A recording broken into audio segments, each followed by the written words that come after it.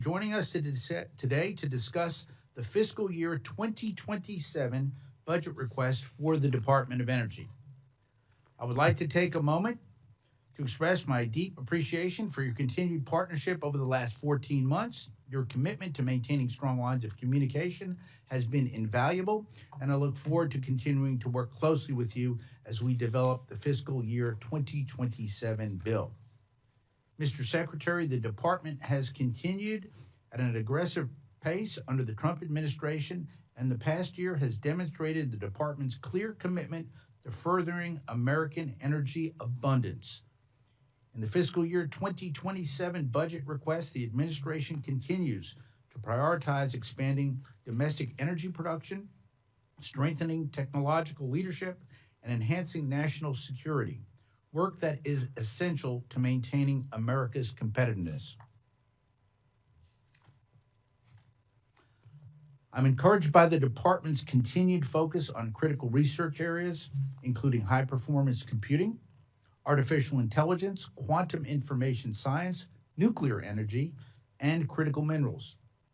In November, President Trump issued an executive order launching the Genesis mission, an ambitious effort to advance discovery science, enhance our national security, and accelerate new energy technologies through the use of artificial intelligence platforms that bring together the national labs and industry, collaborators, and leverages the department's high-performance computing, quantum systems, and artificial intelligence expertise.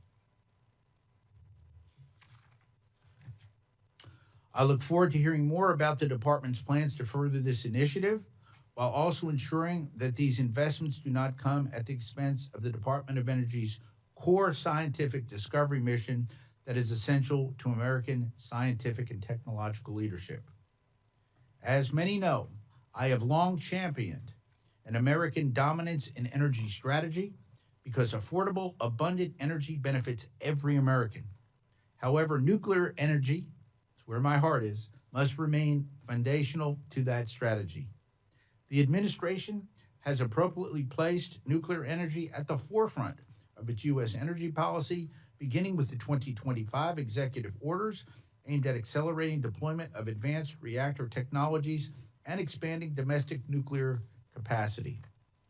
With the support of this committee, the department has taken important steps to support demonstration and pilot projects and to strengthen the domestic fuel cycle, including increasing U.S. enrichment capabilities and supporting efforts to reprocess used nuclear fuel. And on that point, I am a big fan of reprocessing. And Secretary Walsh has been so strong on this. Thank you. It's long overdue in America, and I thank you for that.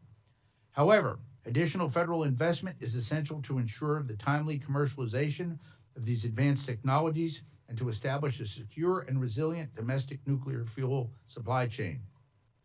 Without sustained and targeted support, the United States risks ceding leadership in nuclear innovation and undermining our long-term energy security.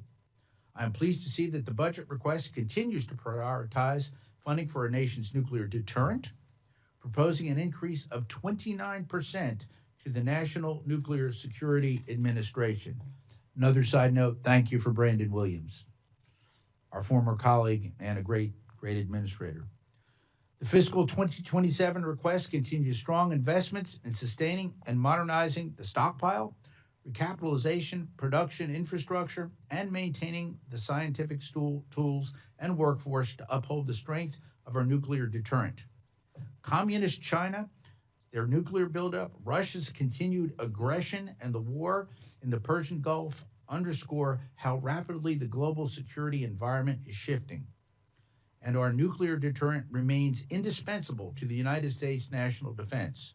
At the same time, it is imperative that the Department of Energy ensure prudent investments that provide the necessary oversight so that taxpayer dollars are spent responsibly.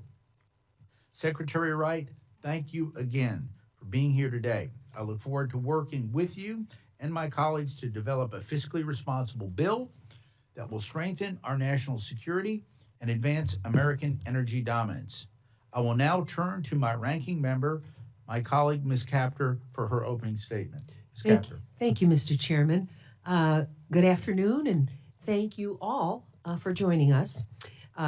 Chairman Fleischman, Secretary Wright, thank you for appearing before us today. Energy security is national security. And that has been the guiding principle of the subcommittee for decades and has never been more urgent than it is right now. Nearly 50 years ago, as our nation's economy reeled from the first Arab oil embargo, President Carter and our predecessors in Congress created the U.S. Department of Energy. Their vision was clear. America must never again be held hostage by foreign energy suppliers. I'm trying to read my own writing here.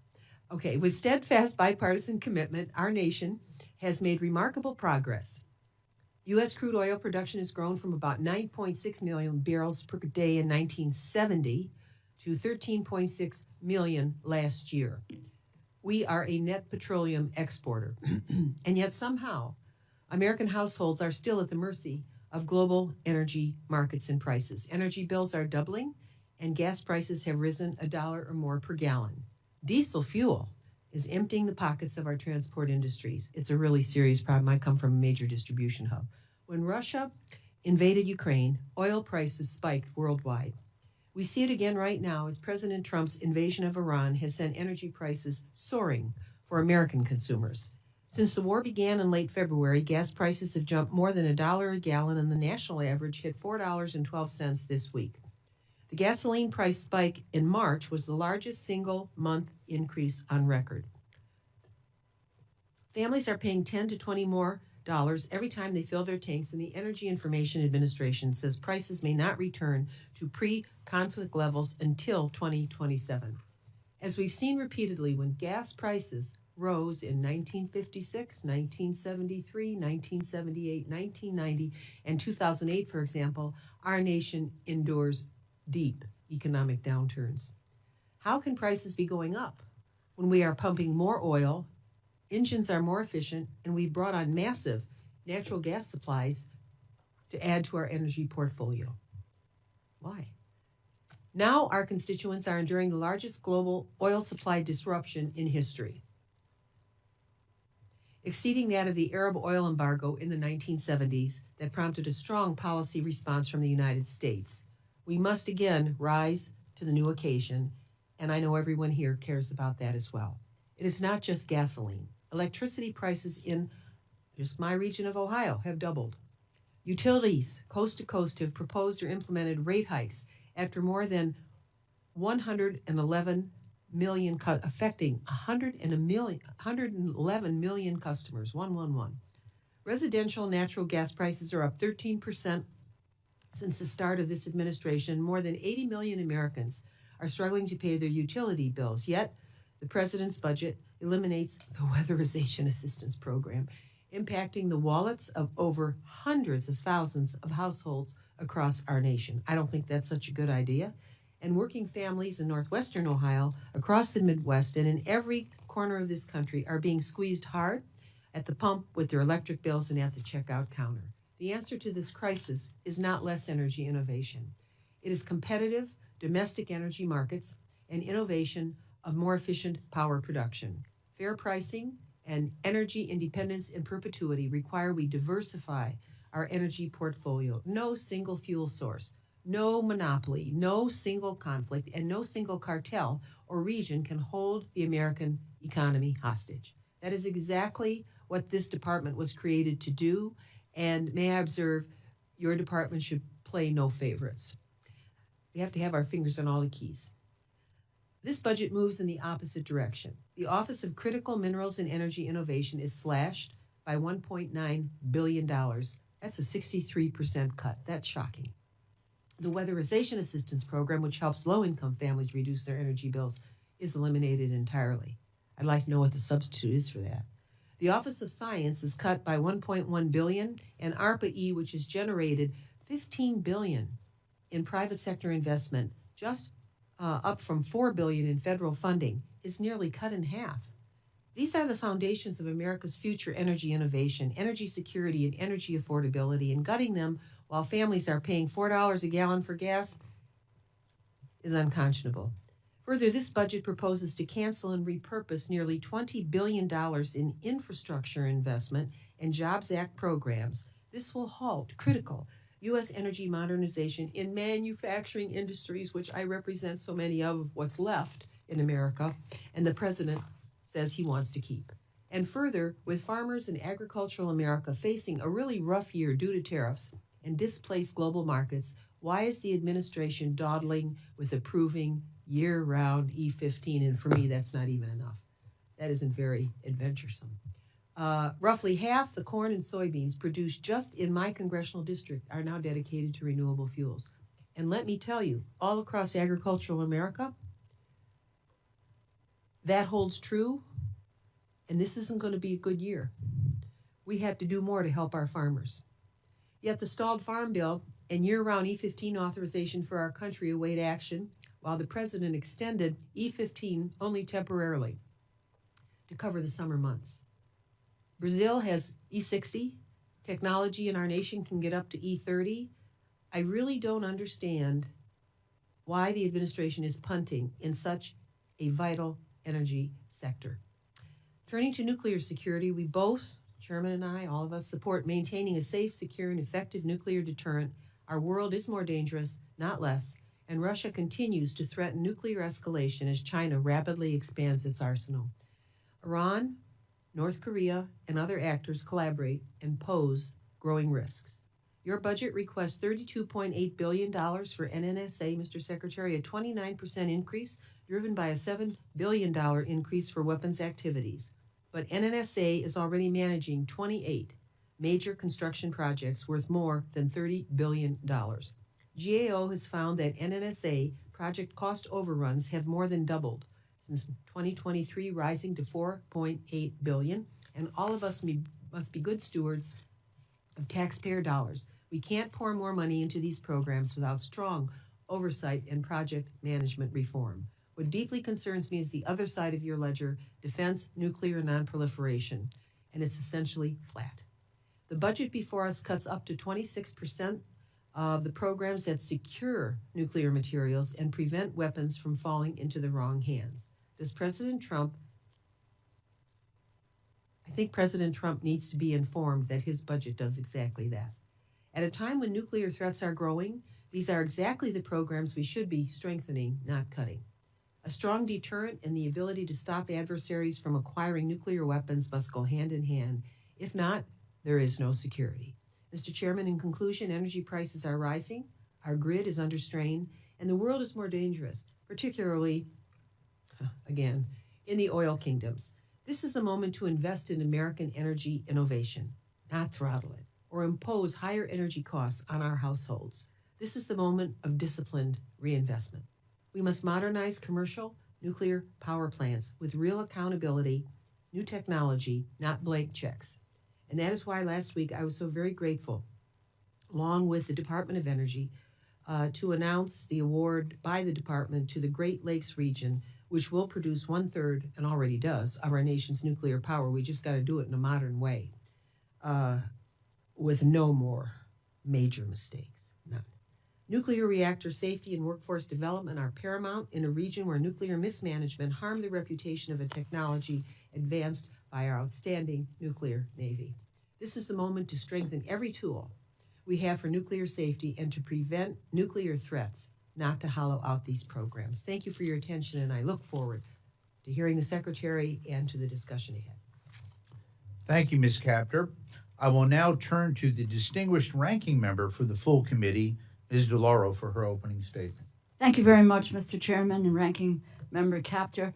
I want to say a thank you to Secretary Wright for taking the time to be here and to answer the committee's questions today. Let me commend Ranking Member Capter, Chairman Fleischman, along with other members of this subcommittee for their work on the fiscal year 2026 funding bill. Everyone showed that we can come together to forge a bipartisan compromise in this body and write a bill that passes overwhelmingly. It is unfortunate that the spirit of cooperation did not find its way into the president's budget, of a budget request for the Department of Energy. The Trump administration's budget would do away with all of the progress we have made It would revert back to the steep cuts that worsen the cost of the living crisis that so many Americans are facing. In his budget, the president proposes a 17% cut to non-defense funding across the department. There is no question that if this were to become a reality, it would raise energy costs even higher for American families, even as they are struggling with a 40% increase in gas prices, over $1 a gallon on average, caused by the president's reckless war of choice with Iran.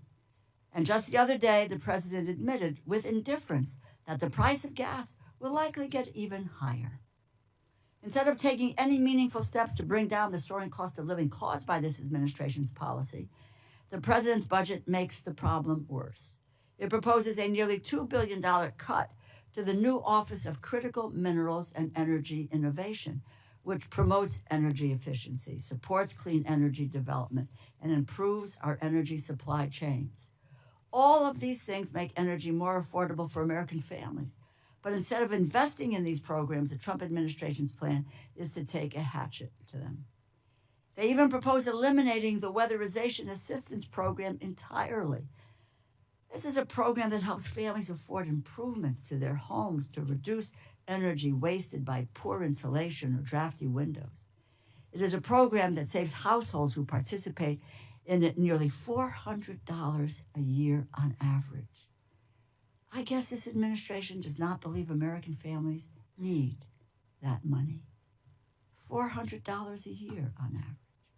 Regrettably, the partisanship in this budget proposal is also present in how DOE has conducted itself over the past year. In October, the department announced the termination of over 200 projects, totaling more than $7.5 billion in federal funding, exclusively in states that voted for Vice President Harris in the 2024 election. It is impossible to interpret this as anything other than punishing voters for executing their political freedoms. It's an abuse of power so fundamentally un-American, it should unnerve every member of this committee. Over the past year, the department recklessly sought to carry out a series of staffing reductions without giving any thought to whom they were firing. They ended up having to rehire many employees because abruptly terminating them posed a national security risk. It turns out we do, in fact, need the technical experts who maintain our nuclear arsenal. All of this chaos only adds to the confusion and uncertainty that the administration is imposing on American families. And you know what? American families are sick and tired of having to deal with all of this because of this administration. Eliminating programs, blocking grant funding for political reasons, haphazardly laying off staff, and crippling the capacity of the Department of Energy offices to serve the public all share a common effect. They make Americans' lives worse. I know my colleagues on this committee, Democrats and Republicans, we can work together to produce a bill that helps the American people. But based on this budget proposal, I do not believe the Trump administration has any clue about the challenges so many families are facing today. I hope that as we move forward through the fiscal year 2027, in terms of that funding process, that we can forcefully reject these reckless cuts to programs that so many people rely on. Secretary Wright, I look forward to hearing your testimony and to being able to answer our questions today. I thank you and I yield back. Thank you, Ms. DeLauro. Mr. Secretary, thank you again for being here today. Without objection, your full written testimony will be entered into the record. With that in mind, we would ask that you please summarize your remarks in 5 minutes. Secretary Wright, you are now recognized. Thank you. Chairman Fleischman, Ranking Member Capter, and members of the committee, thank you for the opportunity to testify on the President's fiscal year 2027 budget for the Department of Energy. Under President Trump's leadership, we have put the department back on mission, delivering affordable, reliable, and secure energy to the American people. Let me highlight what this looks like.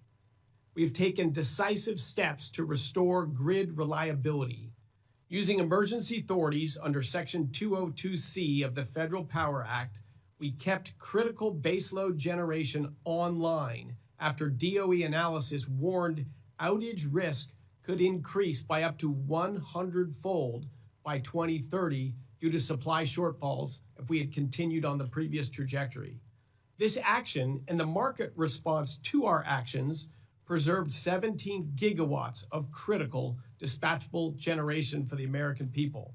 Hundreds of American lives were saved by these actions during Winter Storm Fern. Historic cold drove record heating and electricity demand. Dispatchable energy, natural gas, coal, hydro, and nuclear were the MVPs of the grid. In New England, at peak demand, which is what matters with an electricity grid, hydrocarbons, hydro, and nuclear power provided 95% of the electricity. Wind, solar, and batteries provided 2%, far less than the 3% that was derived from burning wood and trash. The lesson: when reliability is on the line, dispatchable energy shows up. We work to establish American energy leadership globally.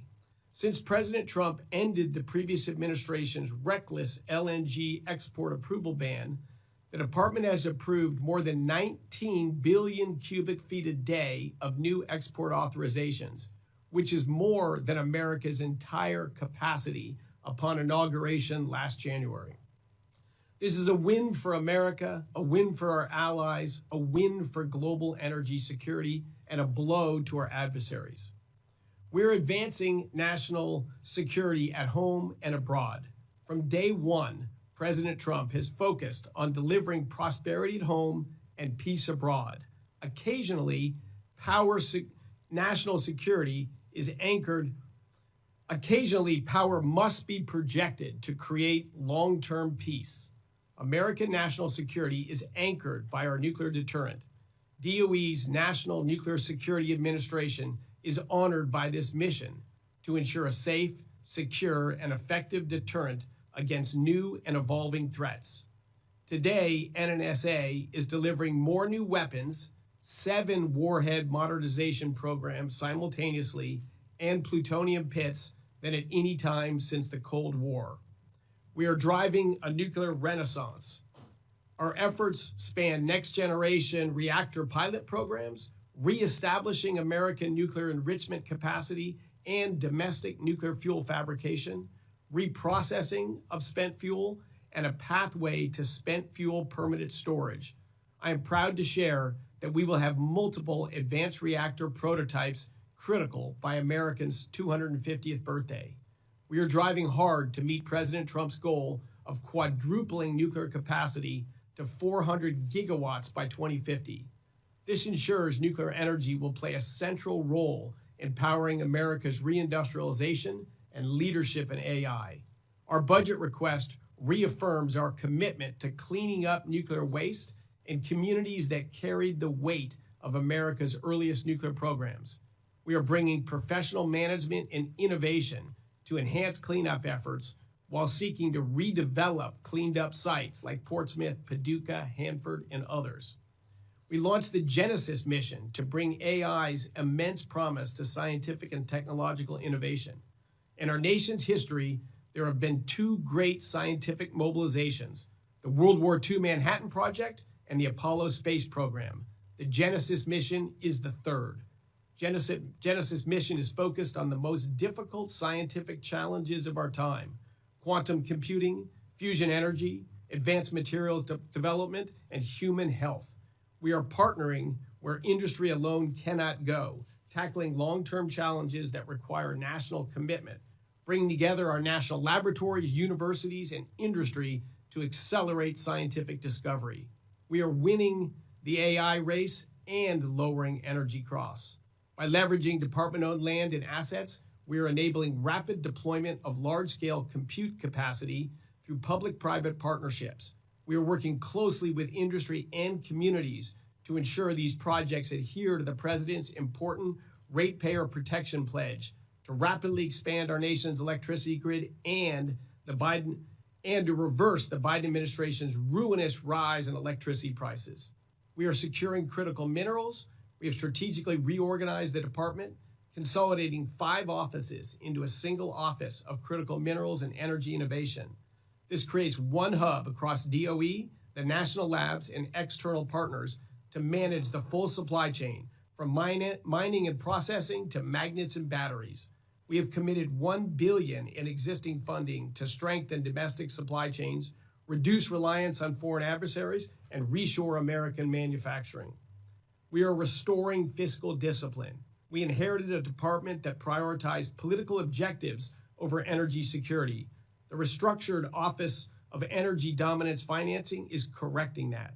We've reviewed every loan commitment of taxpayer dollars, restructuring or eliminating over $80 billion in loans, more than 80% of the Biden-era loan portfolio, and we are redirecting that capital towards projects that strengthen reliability and American energy production, including an historic $26 billion loan to the Southern Company that will lower costs and expand grid capacity in multiple states. Finally, we are preparing for the future. America is open for business again, and trillions of dollars are being invested in American infrastructure for manufacturing and AI data centers. Meeting this moment requires abundant, reliable, and secure energy, and that is exactly what this budget delivers. As Secretary of Energy, I'm honored to lead this effort for President Trump and work with this committee to strengthen America's energy future. I'm also honored to partner with the great men and women you see sitting behind me and that are populated around the country in the Department of Energy's efforts. Thank you so much. Thank you, Secretary Wright. We will now begin with questions, starting with my own, and I anticipate that we'll probably have 2 rounds, so I'm going to limit my questions to 5 minutes and ask that my colleagues do the same. Mr. Secretary, in May of last year, the department initiated a review of financial assistance awards to identify and eliminate wasteful spending of taxpayer dollars and to ensure that awards of advanced, affordable, and reliable energy was there for the American people. Mr. Secretary, can you please provide the committee an update on this review, sir?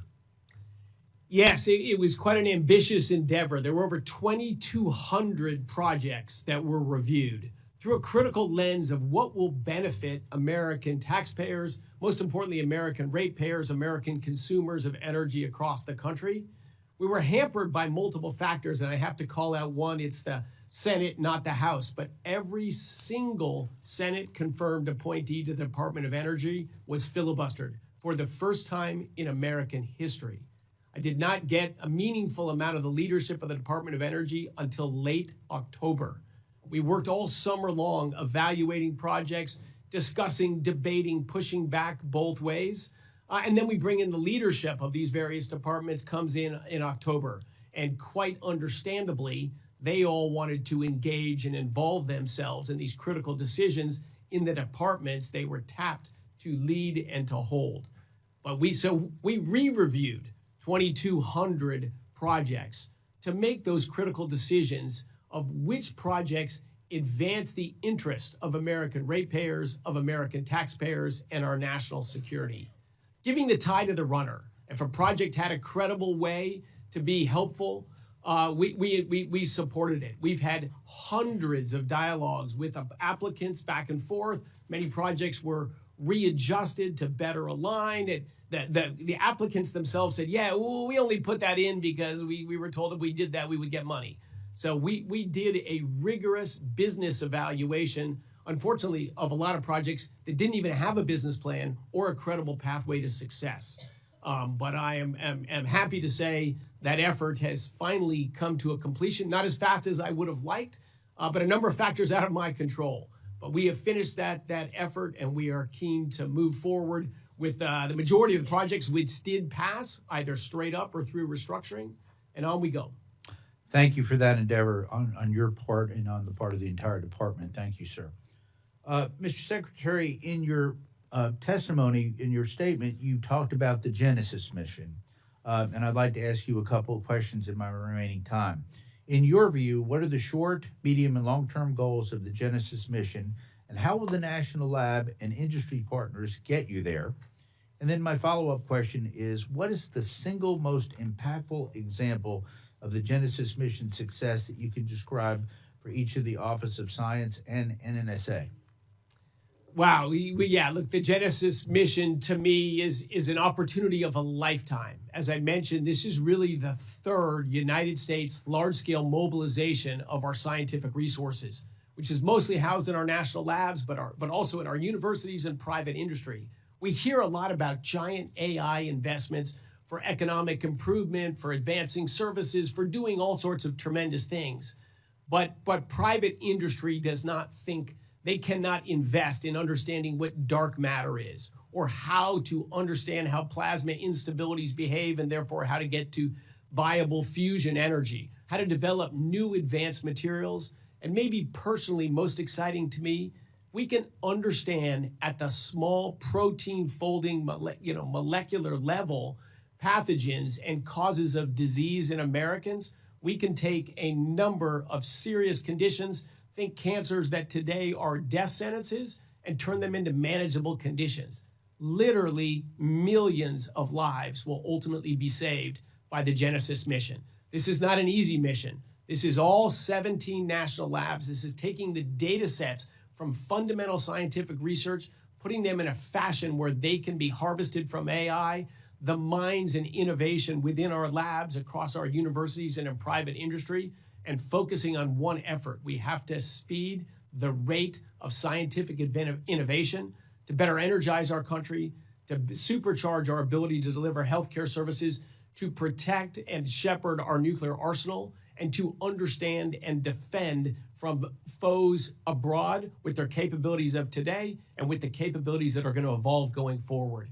Thank you all for supporting the initial funding for the Genesis mission. I hope we will continue to expand and grow that effort. This is not replacing basic science. This is supercharging our pace of scientific and engineering innovation. Thank you. Mr. Secretary, thank you. I could not be more pleased with that response. Thank you, sir. At this time, I would like to recognize the distinguished ranking member of the subcommittee, Ms. Capter, for 5 minutes. Thank you, Mr. Chairman, and thank you, Secretary Wright. You've got your arms around the department, and we're full steam ahead. I wanted to ask you, starting with the Infrastructure Investment and Jobs Act, the department proposes canceling $15.2 billion in funding for what were competitively awarded energy projects. My questions are, does this budget contemplate additional project terminations beyond those already announced?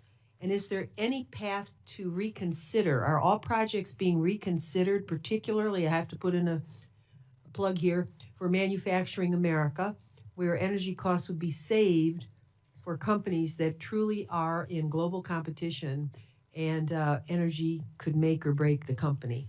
How is the department assessing which projects will be canceled, which will not be canceled, and how do we work with you on that? Thank you, Representative Capter, for that question, and thank you for your passion for manufacturing and blue-collar jobs in this country. You've led in that for decades. As you know, and as we've discussed before, I share that particular interest. Okay. It is a deep passion of mine. So on reconsideration, 100%. We've already had a number of those where we have made decisions in the department. We have communicated those, some of those last year, and then we get feedback from the applicant saying, I don't think you read my thing right. Will you hear me out? We say, of course we will hear you out. That's our job. We've had a number of projects where we've made decisions. We've been clarified and educated and thought, you're right. I think we misunderstood what you were doing there, or we thought it wasn't viable because we didn't see that connecting step that makes the math works. So absolutely, we are willing and ready to engage those.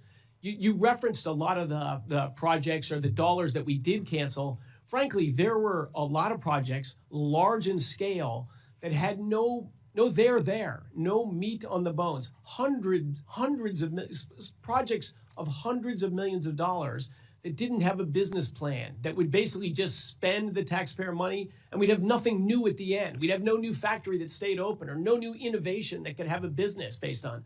We had giant amount of money going to massive American companies to produce mac and cheese that they already know how to produce, but to produce it with a little bit lower greenhouse gas emissions. how does that justify spending huge American dollars to deliver the same product but make it a little bit more expensive? Those are simply not projects, I think, in the American taxpayer interest, but there are many that were, and well over 80% of all these projects we reviewed in detail passed and are going on. And did we make mistakes in some of them? Absolutely. And are we willing to re-engage? You bet. Well, that's good news. Thank you. Thank you. I know you'll give them careful review, but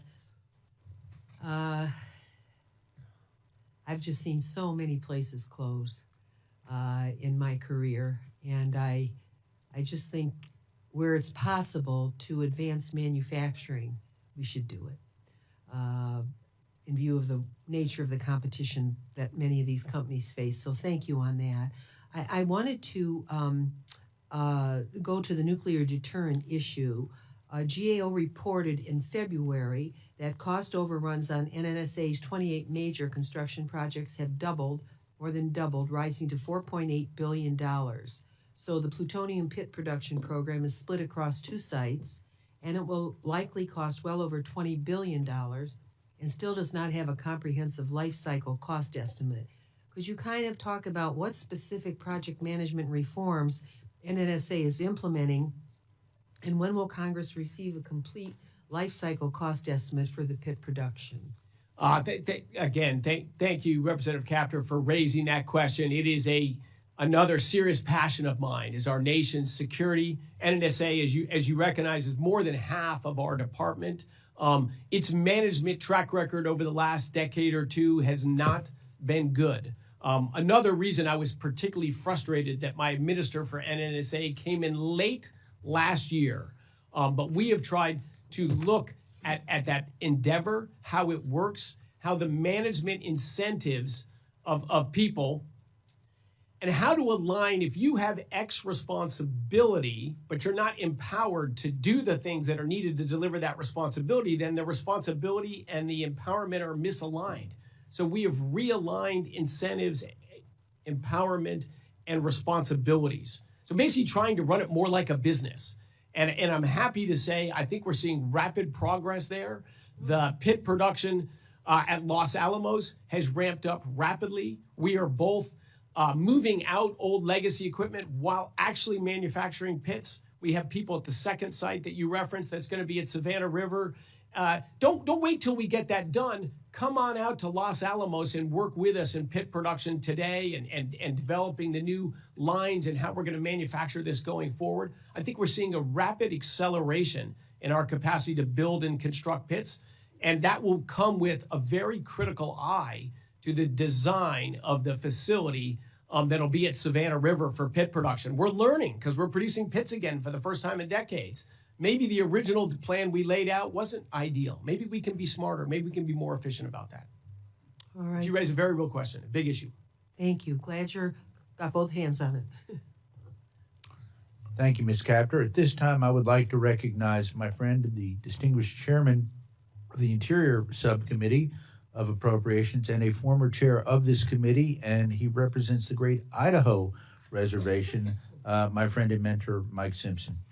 Thank you, Mr. Chairman. Secretary, I appreciate you achieving your goal of last year of visiting all of the DOE labs throughout the country. And I wasn't going to say this out of respect for my chairman and also out of respect for my friend from the Hanford PNNL area, but you saved the best for last. It was Representative great. Simpson said this at the lab when we were together, and believe me, they liked it. And they brought a cake that said that. Anyway, as you know, the INL is doing amazing things, and the demonstration of microreactors experiment, or the dome test bed, is now open and operating. It presents some really exciting times for nuclear energy in the future for these microreactors and other reactors. And this is there's obviously a lot going on at the INL, and much of that work is relying on unique facilities and infrastructure that the INL has. However, given that the INL is 75 years old, a lot of that infrastructure is almost as old as the INL is. And I appreciate the fact that President Trump and you put in this budget a proposed increase for the INL infrastructure account. And if Congress can deliver additional funding specifically to address infrastructure recapitalization of the INL, is DOE aligned to make it a priority to address the aging infrastructure at the lab site? Absolutely, we are. And thank you for raising that. As I tour our facilities, and in the great state of Tennessee as well, our legacy facilities that ushered in the nuclear age, both in the weapons side, which sounds scary, but they've actually brought great peace and stability among the great nations of the world, and launched nuclear energy, particularly at INL and the original pile in the Chicago Squash Court. The first ever sustained controlled nuclear reaction is the genesis of Idaho National Lab. Yeah. So when I look at those aging facilities and how important they are to their future, I want nothing more than to accelerate the replacement of that infrastructure. Now, I have my own fights on budget, with the administration on how to do these things. So I get some wins, I get some losses. But can we deploy more capital to advance the infrastructure of our legacy labs faster? Absolutely, we can. Will it aid the mission to bring in this nuclear renaissance, to more rapidly modernize our weapons stockpile and all that? Absolutely it will. I appreciate that. A couple other issues. This really isn't a question. It's just something I want to make you aware of. I'm sure you are. The Idaho delegation sent a letter last week to you, and I didn't realize that this existed until about a year ago. As you know, the DOE site in Idaho, I think the same thing is true at Hanford, is not owned by all of it by the DOE. Much of it's that crosshatch of land, Department of Interior, BLM land, and DOE land. And this complicates the working with two different federal agencies that creates some problems. I wanted just to make you aware of that and hope that DOE and DOI and the delegation can work together to try to solve this problem, not only at Idaho, but also, if it's necessary, at Hanford, because DOE ought to own that land at the DOE site. I agree entirely, and I am aware of the issue, and I will work with Secretary Burgum. Of course, it's a legacy of building the railroads across the United States and this cross-hatching of sections that were distributed. But yeah, I agree. It's a problem we should solve, and I don't see any reason we can't solve it. But I need to work with the Interior Department to do that. I appreciate that.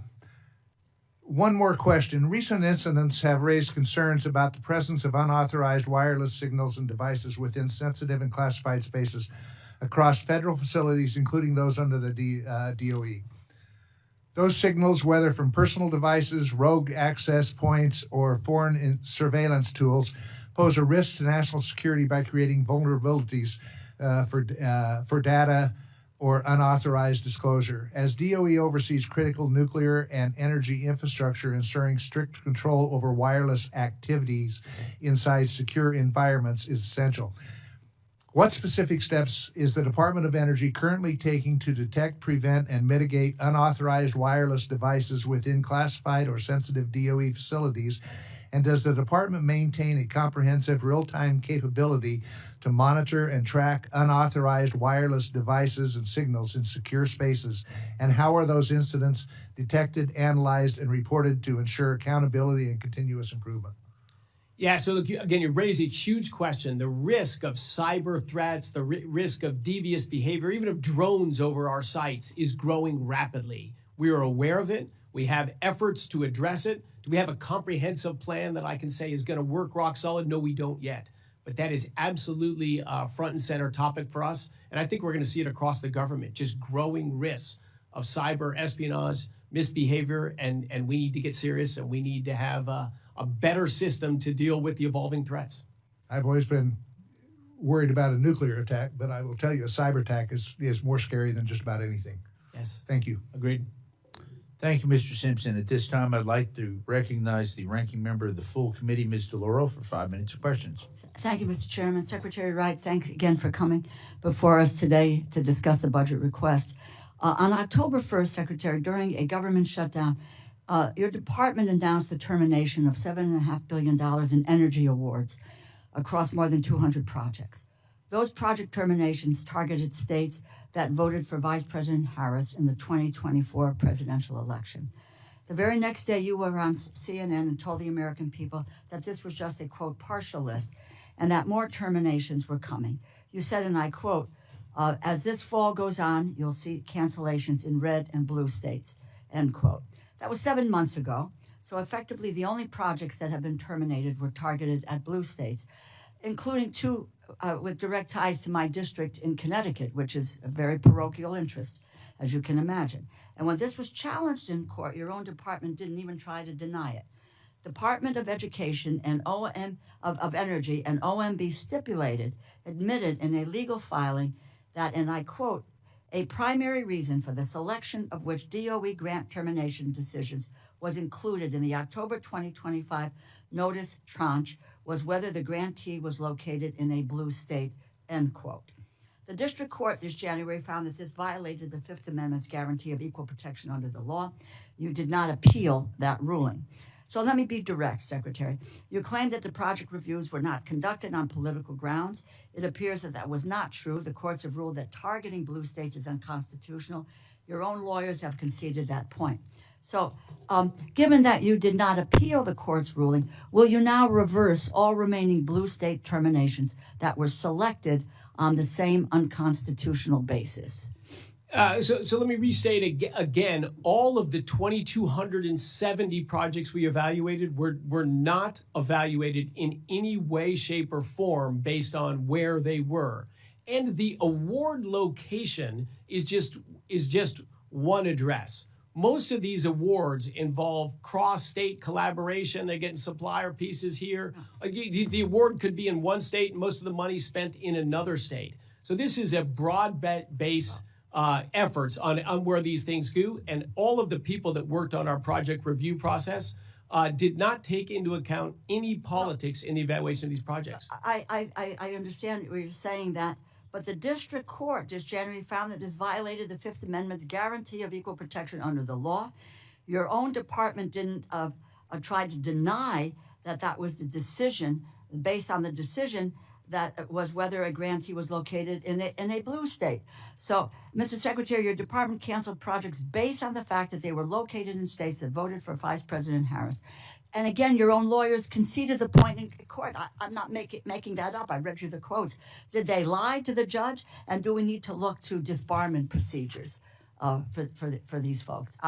Apparently, there's a discrepancy between what you are saying and what the court determined about those projects. So I think that of some concern, and my hope would be that you would reinstate those projects that were denied to blue states, like my own state of the Revolution Wind Project in the state of Connecticut, because in fact the court ruled that illegal action.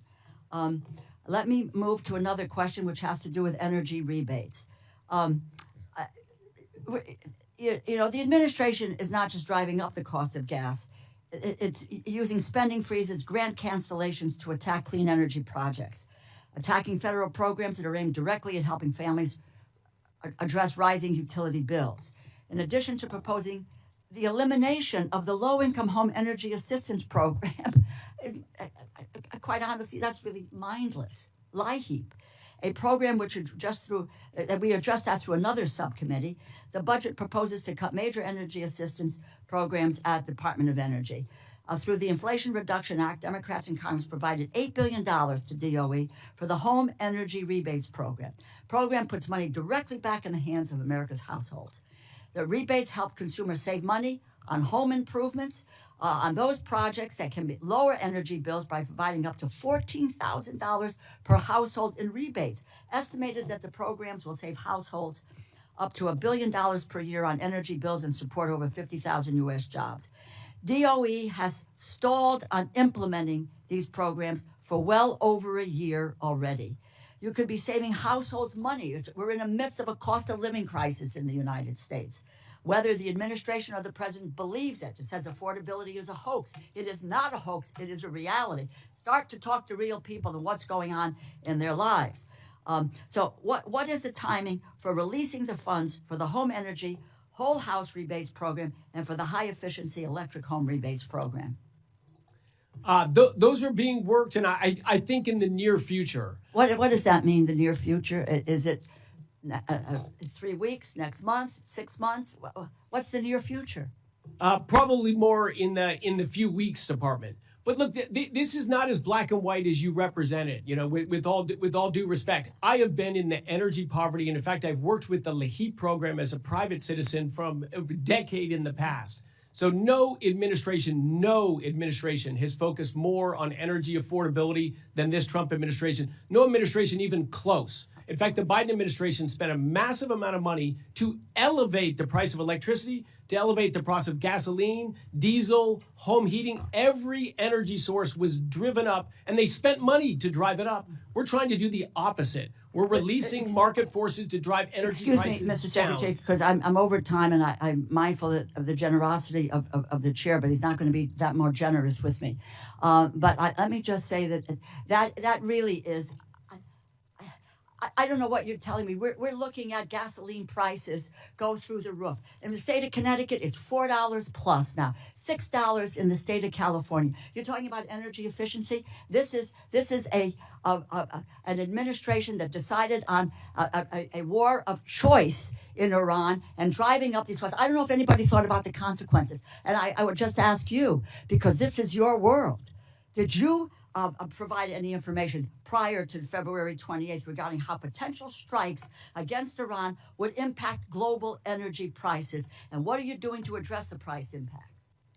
So, of course, from the day I arrived in this seat, I've spoken with the president and the whole administration about Iran and the impacts of action against Iran. So the answer to that is, of course. I'll point out, we're putting to end a 47-year conflict with a nation that's threatened peace, stability, American soldiers, and global supply of energy, about to get nuclear weapons. Wow. And in the midst of that crisis, gasoline prices today are $1 a gallon cheaper than they were in the middle of the Biden administration, with no interruption. I'm sorry, of energy flows. I think you're living It's in just a different world, Mr. Chairman. I appreciate your generosity, and I yield back what time I don't have left. Thank you. Thank you. At this time, I would like to recognize a distinguished gentleman from Washington State who represents the Hanford delegation, one of the pillars of the Manhattan Project National Park that we launched with our dear friends in Los Alamos several years ago, Mr. Newhouse. Yeah. Thank you, Mr. Chairman. Appreciate that. Mr. Secretary, it's a pleasure to see you here. Thank you for appearing before us. I appreciated listening to your opening comments. Certainly appreciate those regarding your mention of maintaining the progress for the Hanford cleanup site, and was happy to join you on your visit there. In fact, as Mr. Simpson referenced, people that you came to visit with in Richland were just delighted to have such an informed, excited secretary come visit and truly show a keen interest in the work that's going on at the lab, at the Hanford site, and at the hydroelectric dam. So thank you for that. But as it relates to Hanford, it's crucial that milestones are met to clean up and treat the millions of gallons of waste on the site, as you mentioned. In analyzing fiscal year 27 budget request, I just want to point out that I noticed a request to decrease the funding related to accumulating unobligated balances for partially designated facilities. There's been a lot written about this, and I wanted to give you an opportunity, if you could, to elaborate on this.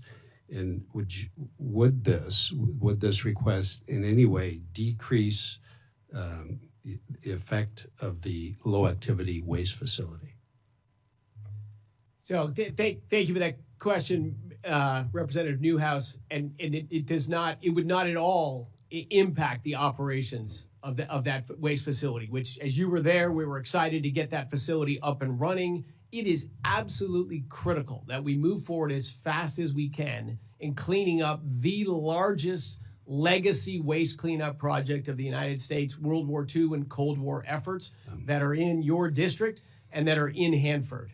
I think you met some of our team that's there. I know you saw the passion and the intelligence they have to move forward that cleanup as fast and as good as we can. We want to do two things in all of our cleanup sites: is be as smart and wise to progress the cleanup as fast as we can. If we can find ways to accelerate cleanup, we would love to do it. I'd love to tell the locals we're going to be done in 30 years and not in 70 years. That's important to us. And of course, in parallel, we're also saying, hey, these are huge lands that have nuclear savvy populations there, nuclear facilities. They're already permitted for that. Let's reindustrialize some of this. Let's build on Hanford, maybe next generation nuclear power plants, data centers, and I think in some commercial processing of nuclear materials there. Let's use these legacy nuclear sites, clean up first or in parallel, but lands that are already reclaimed or were not impacted to the same degree. Let's try to bring new jobs and new opportunity there in those districts. But yes, there is zero turning down of any intensity, any desire, or any pace of effort on the cleanup at Hanford. So the request for a decreased amount of funding, that relates to the unobligated balances for partially designed facilities. So that does not impact the vitrification plant, for instance, or the progress going on there. It does not. Yes. It does not. Very good. Very good. I appreciate your passion for it, and so do the people of Washington State. Absolutely. I've got a couple other questions, and we'll probably have to go into a second round, but I certainly want to bring up a letter that several of us in the Pacific Northwest sent to you addressing the selection of the next administrator for the Bonneville Power Administration. The letter outlined the need to address several issues affecting the region, including delays in expanding transmission capacity, delays in interconnection queue. Those concerns are in addition to the administrator understanding the importance of meeting the needs of preference customers, which, as you know, are utilities entitled to priority sales of federally generated power. What's been your approach in ensuring that the next administrator is equipped to address these issues and meet the BPA customer needs? Yeah, I think most people, thank you for that question. I think most people don't appreciate the scale of the Bonneville Power Administration, the degree of power it markets, the percent of the long distance distribution it represents in the Pacific Northwest and what it means for the economy. This is a major utility. Buried inside a government agency, it is a major utility. And in fact, I've made personal calls around trying to get input and find people to find the right leader for that critical and utility of scale that we have. We can transform either for the better, or we can continue a little bit of stagnation, the available of electricity, the cost of electricity, the speed at which new interconnections can be made. So yes, BPA is very important to me personally. It's very important to our department. And we need to find that right person that we can attract to come and take on that challenge. A lot of great people working on that thing, but given the scale of that, we need a top-notch leader. Yeah, appreciate that. And thank you for your efforts. And we'll talk some more in the second round. I'll yield back the balance of Ms. DeLauro's time. Well said. At this time, I would like to recognize Ms. Wasserman Schultz for 5 minutes. Thank you. Thank you, Mr. Chairman. Mr. Secretary, thanks for being here. Quite frankly, we should have had this hearing weeks ago, but the president's budget request was so late to arrive, and looking at it, it's clear why. Energy costs are crushing American families. But Mr. Secretary, in a video yesterday, you downplayed that pain, saying you're proud of President Trump and his record of delivering a 13% spike in household utility bills. Your own agency says gas prices are higher today than when President Biden left office, and they're still rising.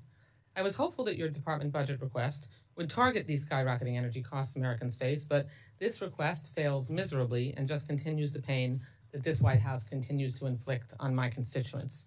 Mr. Secretary, since January of 2025, your department withheld over $345 million in rebate funds from Florida homeowners ranging from $8,000 to $14,000. When will your department release these funds to struggling Floridians? I do not have the specific answer to that at the tip of my tongue. I know a lot of these broad-scale rebate programs we've gone through to look at carefully to make sure we get rid of fraud on these things and we deliver them straight up. Reframing my time, $345 million is a lot of damn money. And $8,000 to $14,000 grants are the kinds of things that help struggling homeowners dealing with high electric bills to try to reduce those costs down. I would think that you would know at least something about what I'm talking about when you are withholding that much money. we have looked carefully at a number of these broad-based programs that deliver money to consumers for rebates, for efficiencies, for upgrades. An incredible amount of fraud in that. There was I'd DEI appreciate- stuff put into Oh, that. please give me a break. and- We're talking about reclaiming my time. We're talking about $8,000 to $14,000 grant funds so that people can lower their energy costs. It's a grant program. You're withholding $345 million of previously approved funding. I'd like you to answer for the record and get back to me specifically when those funds are going to be released. The Home Efficiency Program and the High Efficiency Electric Home Rebates are grants to states, territories, and tribes who then ensure low to moderate income households can make energy-saving retrofits or buy efficient HVACs, insulation, water heaters, and high-efficiency appliances and cost-saving electric upgrades. In Florida, these things are not optional. They're how we can live, grow, and survive in a very warm weather state. But right now, Florida's Ag and Consumer Services Department is waiting for $173 million in home efficiency dollars and another $172 million in high-efficiency electric home dollars to fulfill those rebates. Your department ghosted them and left Floridians out in the heat. Similarly, your department pulled the rug out from under two of my local governments who were awarded grants, which you now refuse to pay out, one to the Seminole Tribe of Florida and another to the city of Miramar. The Seminole Tribe grant was supposed to prevent power outages and enhance their grid resiliency. That's a critical mission in Florida, yet apparently not for the Department of Energy. Will you commit today to unlocking the funding awarded to both the Seminole Tribe and the city of Miramar and make sure that these other grants are unlocked as well, since Congress appropriated the funds and they are appropriated under law?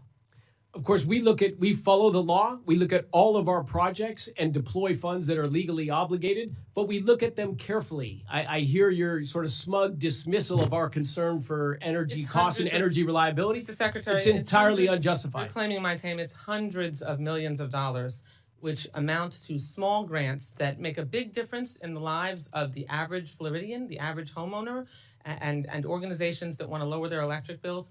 If the administration says you care about that, but actions, I'm a show me person, not a tell me person, withholding funding that ensures people can actually lower their bills, that's the opposite of what this funding was intended for, and you are withholding it, and I expect an answer and details as to when it's going to be released. Finally, Mr. Secretary, we saw electricity prices go up in Florida even before the president's actions in the Middle East. But the Department of Energy cuts programs and funding that would invest in more affordable and reliable energy, and instead it favors extending coal power plants well past their useful lifespan. The reason that you, I'm sure, could not possibly provide me with real examples of clean, safe, and reliable energy in the FY27 budget request is because you're basically giving up and ceding this entire market to the Chinese for decades. Everything from the start of this administration to today has set up Americans, and especially Floridians, for a cost of living crisis, and this budget request prolongs it. You can try to blame it on Iran or anyone else, but this president and cabinet made calculated choices to inflict this high-cost chaos on Americans. Because of the big ugly law alone, electricity rates are projected to jump between 9 and 18% in the next 10 years. DOE canceled over $12 billion in congressionally appropriated and lawfully obligated energy projects, which could have increased reliability and efficiency of our eroding grid. DOE yanked $30 million in Florida Power and Light grants, letting those costs get dumped directly on Floridians. And you've slow-walked billions in nuclear projects and other energy projects that could be on their way to providing more affordable power sources to our grids. But somehow, as the Energy Department programs are slashed, the Secretary's office and DOE headquarters are getting budget increases under your proposal. You've betrayed the people you swore to serve, and Mr. Secretary, we can't afford it any longer. Congress must not be complicit in this administration's high-cost chaos. Thank you for the indulgence. I yield back the balance of my time. At this time, I would like to recognize the distinguished vice chair of this subcommittee, who's been infinitely helpful to me in ultimately getting a bill passed, bipartisan bill of 419 votes for energy and water in fiscal 26, Mr. Cloud of Texas. Well, thank you, Chairman, and I appreciate your leadership of this committee and certainly your focus in getting us back to really what this committee should be focused on, making sure we have the energy resources and the water infrastructure in place for industry and our people to thrive. Thank you to Secretary for the work that you're doing. I think it's extraordinary, the competency that you have brought, the team that you've put together. and the direction that you put this nation on when it comes to energy. We were misguided for quite some time. And for one, I'm thankful. I also sit on the Oversight Committee and the DOGE Subcommittee, and so we've been in all the waste, fraud, and abuse hearings, and I find it refreshing that this administration is taking a look at that with all the waste that we've seen. And I think it's also just kind of a folly for us to think that we are doing something great for the American people by having the taxpayers of tomorrow to pay for the electric bills and appliances of the taxpayers of today. It just seems like a crazy notion. But I also want to thank you, too, for all the work you've done. You've been very active, traveling not only every lab, but you've also been in our district in Corpus Christi, and everyone there just really appreciated your thoughtfulness, the genuineness you brought to the conversations, and also having the president down there to see the great work that's been done in expanding the #1 crude export port, the LNG that's going out there that's helping our allies. And at the moment, there's a line of tankers lined outside in the Gulf of America waiting to get into U.S. ports. So that we can continue to export energy. So we're doing the long-term things. Certainly appreciate that, and thank you for that. We do have a situation right now in Corpus where all the energy that's produced there and a lot of the refining that's being done, we're running out of water, and so that's been an issue. I know that you're aware of that as well. Want to just remind you of that and what the Department of Energy can do to help with that. And we're working with administration and other agencies to help with that as well. But I want to thank you for that. One of the big important things I think in this context is you and the president inherited a paradigm where China was outpacing us for world dominance in the next century. And the president's really turned the corner on that. Now, key to that, we can look at AI, we can look at the economic impacts, but those really come down to a race for energy production, and you're leading that. And then connected to that is the importance of speed in getting that done. Could you speak to what you're doing to enable us to stand up projects quicker? Regulatory impact, all those kind of things, and then what's left for us to do that you need help with? Thank you for that, and it is nice to hear that exposition of our goal, which is everything we do is through this lens of will that increase the supply of energy and lower the price of energy. It's just a very simple lens, and we had under the Biden administration enormous amounts of money spent, and in the Department of Energy, not one project, not one, had a thing of this is what it'll do to reduce the price of energy. In fact, it wasn't a goal of theirs at all. It was to spend money, ultimately, in almost every case, to make energy more expensive. So it's a little rich when I get criticized that we're doing everything to drive. That was the goal of the Biden administration, and they succeeded across the board to drive every kind of energy up and everything possible to reduce the supply. So we just have the exact opposite mentality. We want to grow American energy production of affordable, reliable, secure energy. Your district there in Corpus is absolutely essential, not only for American energy production, but of course it's our biggest gateway to ship crude oil abroad, a huge gateway to ship LNG abroad, but not just an export terminal. Of course, large manufacturing facilities. I visited a brand new one there, a lithium processing facility. That's there because that's a district empowered with energy savvy workers. And to your question of how you can help, one of the administration's goals is we got to build things in America again. And I represent very much, Representative Capter wants to reindustrialize America. So do I, so do you, so do we. We need to make it so you can build in America. Let me give one quick example was NEPA reform. NEPA was passed in the 1970s to make sure if you're going to build something big, you gave a little report of what impacts it might have on the environment. It got weaponized into a way to stop anything from being built. So the Trump administration came in and said, that's nonsense. We're going to go back to the original meaning of the law. Every department, including ours, that issues NEPA opinions just rewrote our procedures in line with the original law that was passed, just following the rule of law. 2/3 of the people that apply to us for NEPA shouldn't even apply to us. And the ones that do, it's just a very different process that had been imposed as a way to make it hard to build something. It's easy to stop something. It's hard to build something. That's a stagnant society. You and I and the Trump administration want us to build things in America again.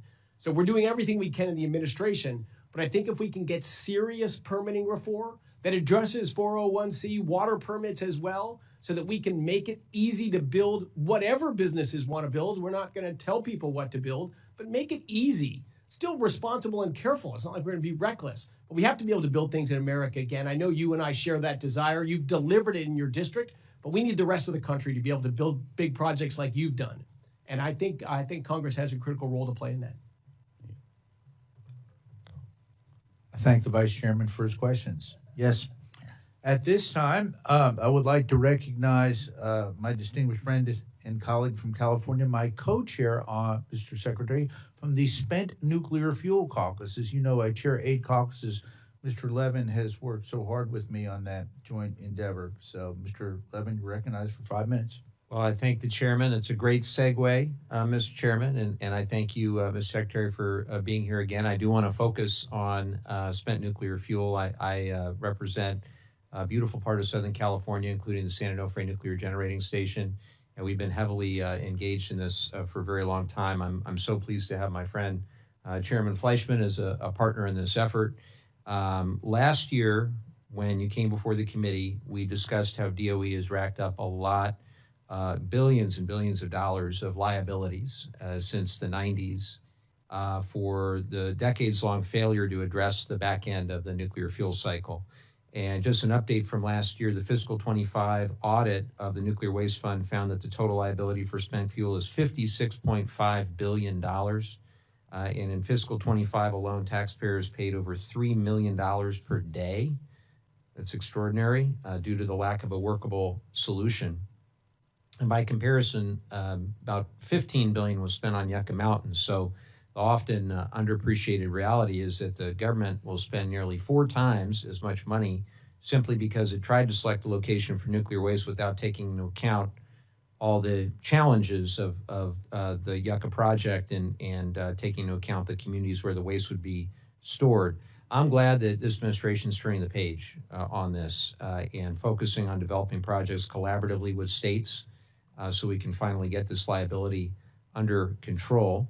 I know you know that DOE just put out an RFI inviting states to express interest in being a nuclear life cycle innovation campus. The deadline was April 1st. And first question, Mr. Secretary, is what updates can you provide about DOE's plans now that the RFI responses are in? So thank you for laying that problem out so nicely, Representative Levin. I know you're very knowledgeable in this area. I was just out in California last week, drove right past the San Onofre plant, and I know we share a desire, hey, if that plant shut down and the fuel is sitting there, let's reprocess it. Let's move forward and get it on out of there.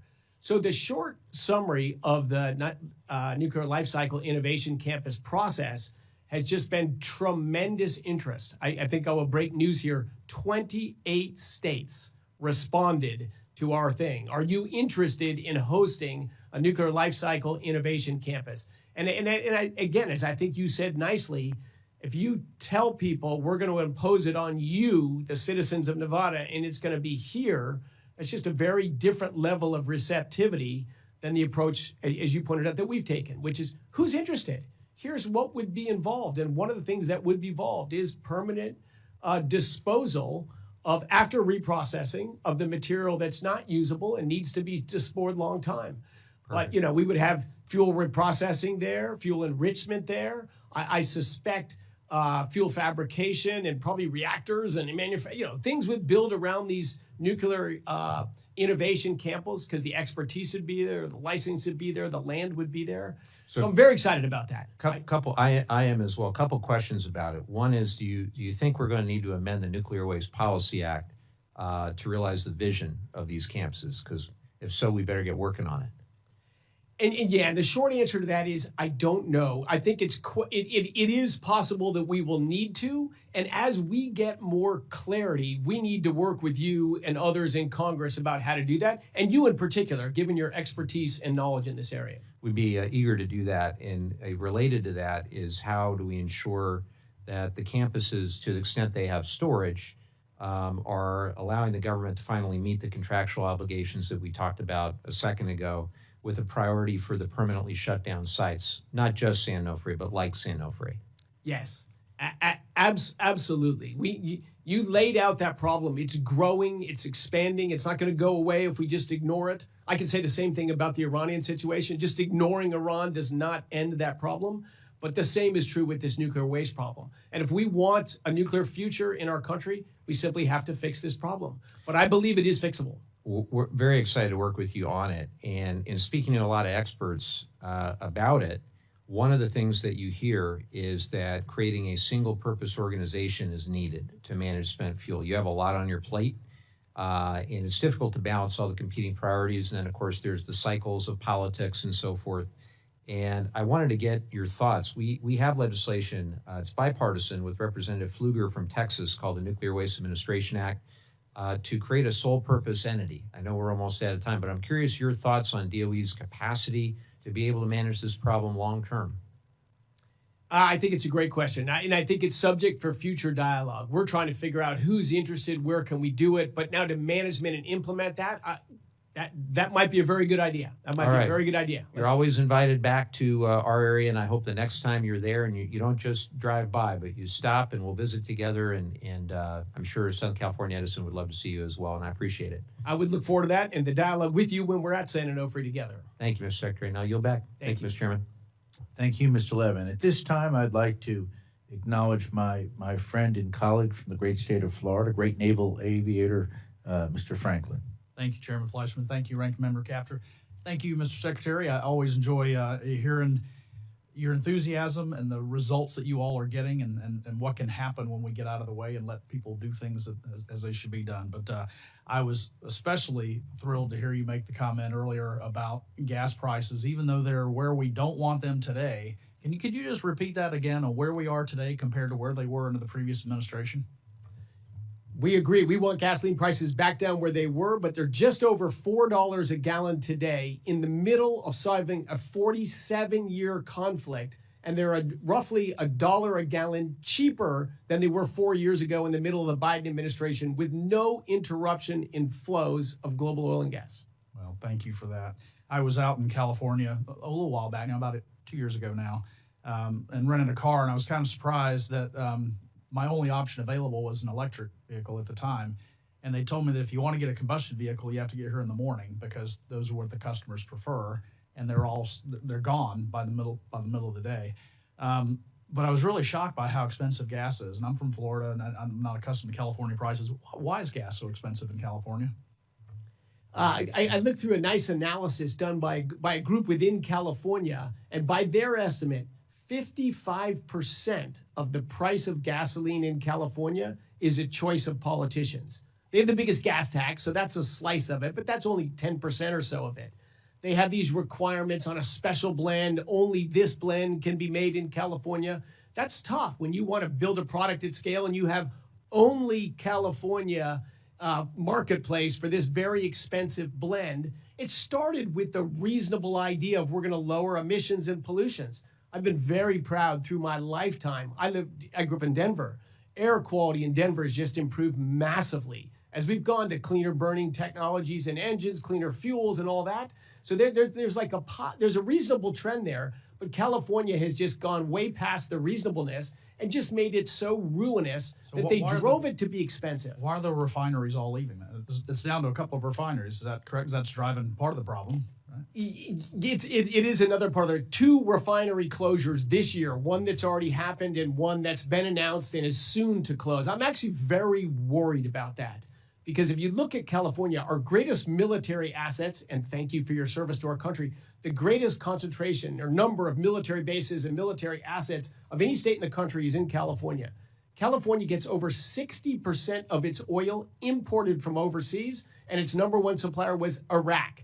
Through, guess what? The Arabian Gulf and the Straits of Hormuz. In the course of this conflict, the state of California is getting the majority of its oil from Iraq, from the Middle East, while we have oil that would be available here if they had different refining restraints. We are a net oil exporter. They prevented the building of pipelines. They've made themselves an energy island with the goal to make energy very expensive in California, with the belief that would speed this magical energy transition that everyone talks about. The world has spent $10 trillion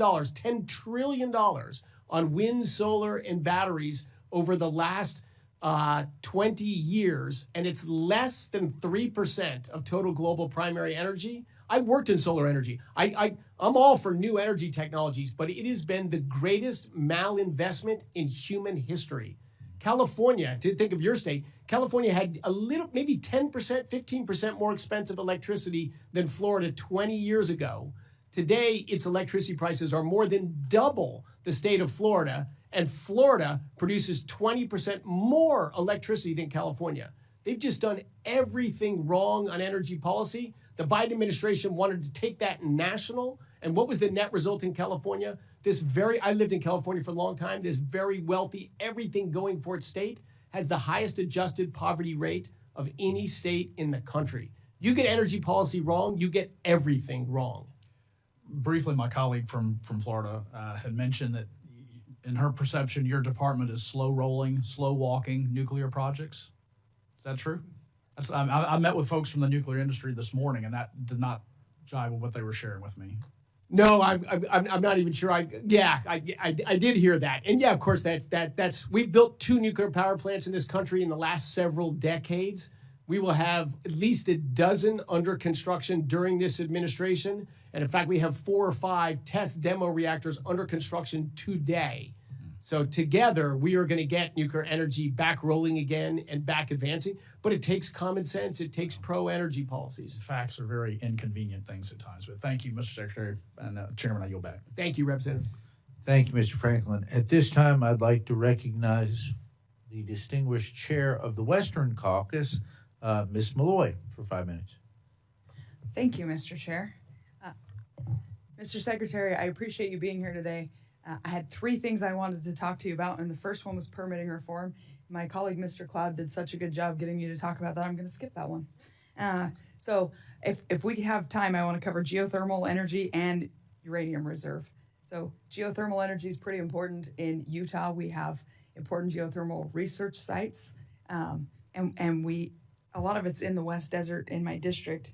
And I noticed in this budget that geothermal is included in the baseload power initiative and moved to the hydrocarbons and geothermal energy office. It looks like that is a good move where there's going to be some emphasis on geothermal energy, and the budget addresses some of the permitting concerns that I've had with geothermal. Is the move and the emphasis going to improve coordination with the land management agencies to make sure that we're doing geothermal resource development on public land? Great, thank you for the question. And as you know, we share a love for geothermal energy. For me, it's been a career-long passion. And we moved it for one of the reasons you just said, but another reason as well. The technology to harness geothermal energy is entirely parallel to the technology to harness oil and gas, right? You're drilling wells underground to extract resources, either molecules or heat.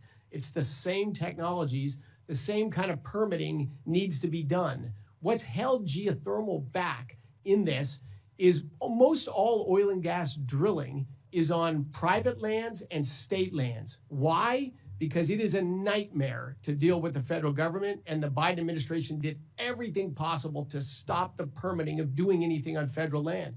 So geothermal, so many of the resources are in the West, like your district, and in Nevada and California. A lot of those lands are federal lands, and we've got to make it so it's easier and simpler to make agreements so you can drill wells and harvest these absolutely immense geothermal resources. I would tell you state policies matter as well. I would say there's a reason that the main activities of geothermal historically in the United States have been California and Nevada. But both of those have significant degradation of their regulatory environments. So where is the money in geothermal going right now? Well, it's going in the state of Utah. It's federal lands, but it's got a reasonable state regulatory regime. As you know, there's a 400 megawatt commercial plant under construction in Utah today. There's also our Forge research sites. The future of geothermal is going to be bright, and I think you're going to be able to rightfully claim this next generation geothermal launched in your state, in your district. Great, we'll take it, and the investments. I, how are you selecting the sites for the EGS Greenfield campaigns? Speaking of geothermal development, that's something we're very interested in my state. Yes, so this is, technical reasons first is, is the geothermal gradient there, the drilling conditions viable? But of course, a lot of these will come from the commercial businesses that are prospecting. And then we also do need a regulatory environment in which we can actually operate and do the research in a timely fashion, not overly burden it with delays or risks of can we do the next step without 4 yes you cans from local regulatory authorities. So I don't know where they'll be. I won't be directly involved in that myself. But I think the commercial capital in geothermal is also there today. So my view in the U.S. government is service company. The industry is driving AI, industry is driving energy production. We're just here to enable people as much as we can. And we do have a vibrant, it's still nascent, but we have a vibrant geothermal industry. We want to help and support in any way we can. The funding is mostly dedicated at commercial demonstration projects. We're trying new technologies now, which is the reason geothermal is growing after not much growth for a while. And also helping to fund to map resources. Like you've got a big project being built right there, and boy, preliminary results look fantastic. But there's lots of places, and what are the temperature gradients here? What is the fault in the subsurface geology look like? So there we want to partner with commercial players to help fund exploration wells so we can better understand where are the best resources, how vast are our resources, and what next? Okay. Well, I heard the chairman say we're going to have 2 rounds, so I will save my nuclear questions for the next round. Thank you. I yield. Thank you. Thank you, Ms. Malloy. At this time, I would like to recognize the gentleman, my friend from Indiana, Mr. Mervin, for 5 minutes. Thank you, Mr. Chairman, Mr. Secretary. Thank you for being here, bringing your expertise and communicating with us. On March 23rd, you had issued an emergency order for 2 Indiana coal plants, NIPSCO and Duke Energy. One of those, NIPSCO, is in my district. And at that time, you made a statement that the Americans deserve all the power that they can get when the sun isn't shining and the wind isn't blowing. Your quote, unquote.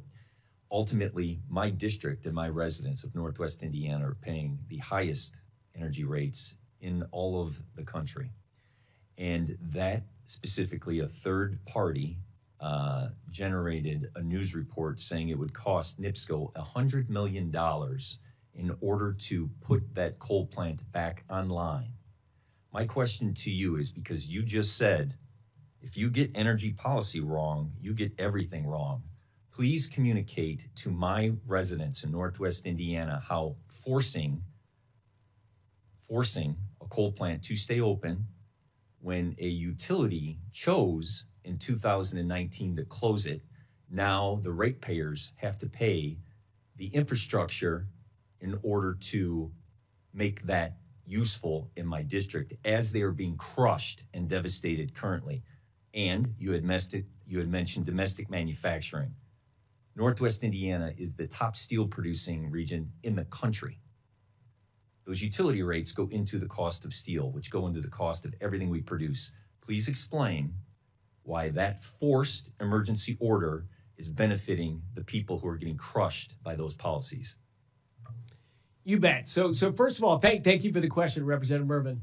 So in your region, northern MISO, it is 5-alarm fire, quoting the reliability study that was done for, are the lights going to stay on when advanced power demand hits there or not?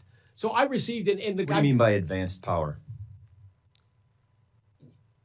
If I misspoke if I said advanced power, but if we don't add additional power, correct, the risk of blackouts is very high in the northern MISO region. And so let me give you a very nearby plant that was asking a specific question. How do you justify those rate increases and the $100 million price tag to your emergency order? So the cost of blackouts is immeasurable. The cost of unreliable power is massive. And why have we not experienced that in the last 40 years that I've been alive? You haven't experienced blackouts? Consistent blackouts in the Midwest and Northwest Indiana? To answer your question directly, no. So I can't buy into that. Which is also why there's a complacency there that we're all good. The risk of blackouts. If I could, they were going to replace it with natural gas. So explain to me how the natural gas policy, instead of using coal, would increase blackouts. So presumably the 50. Sorry, my blood sugar's low right now. The authorities we've used. There's a Gatorade. Go ahead, and we'll reclaim my time. I'm being respectful. Obviously, take your time. Obviously, the 202C authorities we've used have always been in dialogue with the utility there. I was criticized. The very first one we did was the Campbell plant in Southwest Michigan. Same things. It's expensive. I really need a direct answer. I've got a minute and 24. The 17 megawatts of coal 17 gigawatts of coal we've kept open. I don't know the details of every single one, but I can absolutely get them quickly. The other question that I have is the Federal Emergency Regulatory Commission authorized MISO to impose a tariff that would allow NIPSCO to seek IURC approval to recover costs of complying with the federal orders through rate increases, a NIPSCO spokesperson said. This is a communication. So you ordered a tariff that would allow my ratepayers to pay more based on your energy policy. No, it's to keep the grid reliable and ultimately to drive prices down. This is one person and one claim. On most of the 202Cs we've done, they've been cooperative with utilities. Some of them, like the Campbell plant, which we did a while ago, so I have plenty of data on, all the same claims were made. The claims were proved to be absolutely false. As you can understand, I don't know that they're false here. They might. I don't have much false. of concern of Campbell. I'm Northwest Indiana, and the impact currently that you have. And as you stated, if you I get don't energy believe that's policy wrong, everything is wrong, and it's a national security issue because of our steel industry.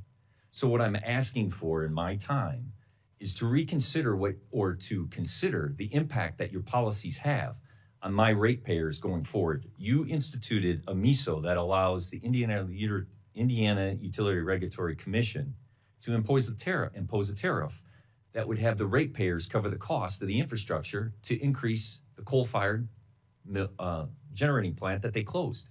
That's a fact. 28 states have done renewable portfolio standards and have forced the closure of coal plants. They have 50% higher electricity prices on average than the 22 states that didn't do that. But my state didn't do that. The data of forcing the closure of coal plants has been compelling across the country. If you my force state the and closure, my Republican governor didn't do that. I need to dig into the details of that. There should have been a dialogue, and I suspect there was a dialogue between our staff and that. I will look into this. Are you committing to relooking at that emergency order? 100%. To reverse it if those costs are passed on to my ratepayers? If it's not net beneficial to your ratepayers in the region, of course I'm telling we will you reverse it is not net beneficial to my ratepayers. And please look into it. Absolutely, we'll look into it. Absolutely. Thank you very much. No, thank you for raising it. Thank you. At this time, I would like to recognize Ms. Lee from Nevada, who is my co-chair of the Nuclear Cleanup Caucus. We've worked together for years on this, and I thank you for your cooperation with the caucus. You're recognized for 5 minutes. Thank you, Mr. Chair. Thank you, Secretary, for being here.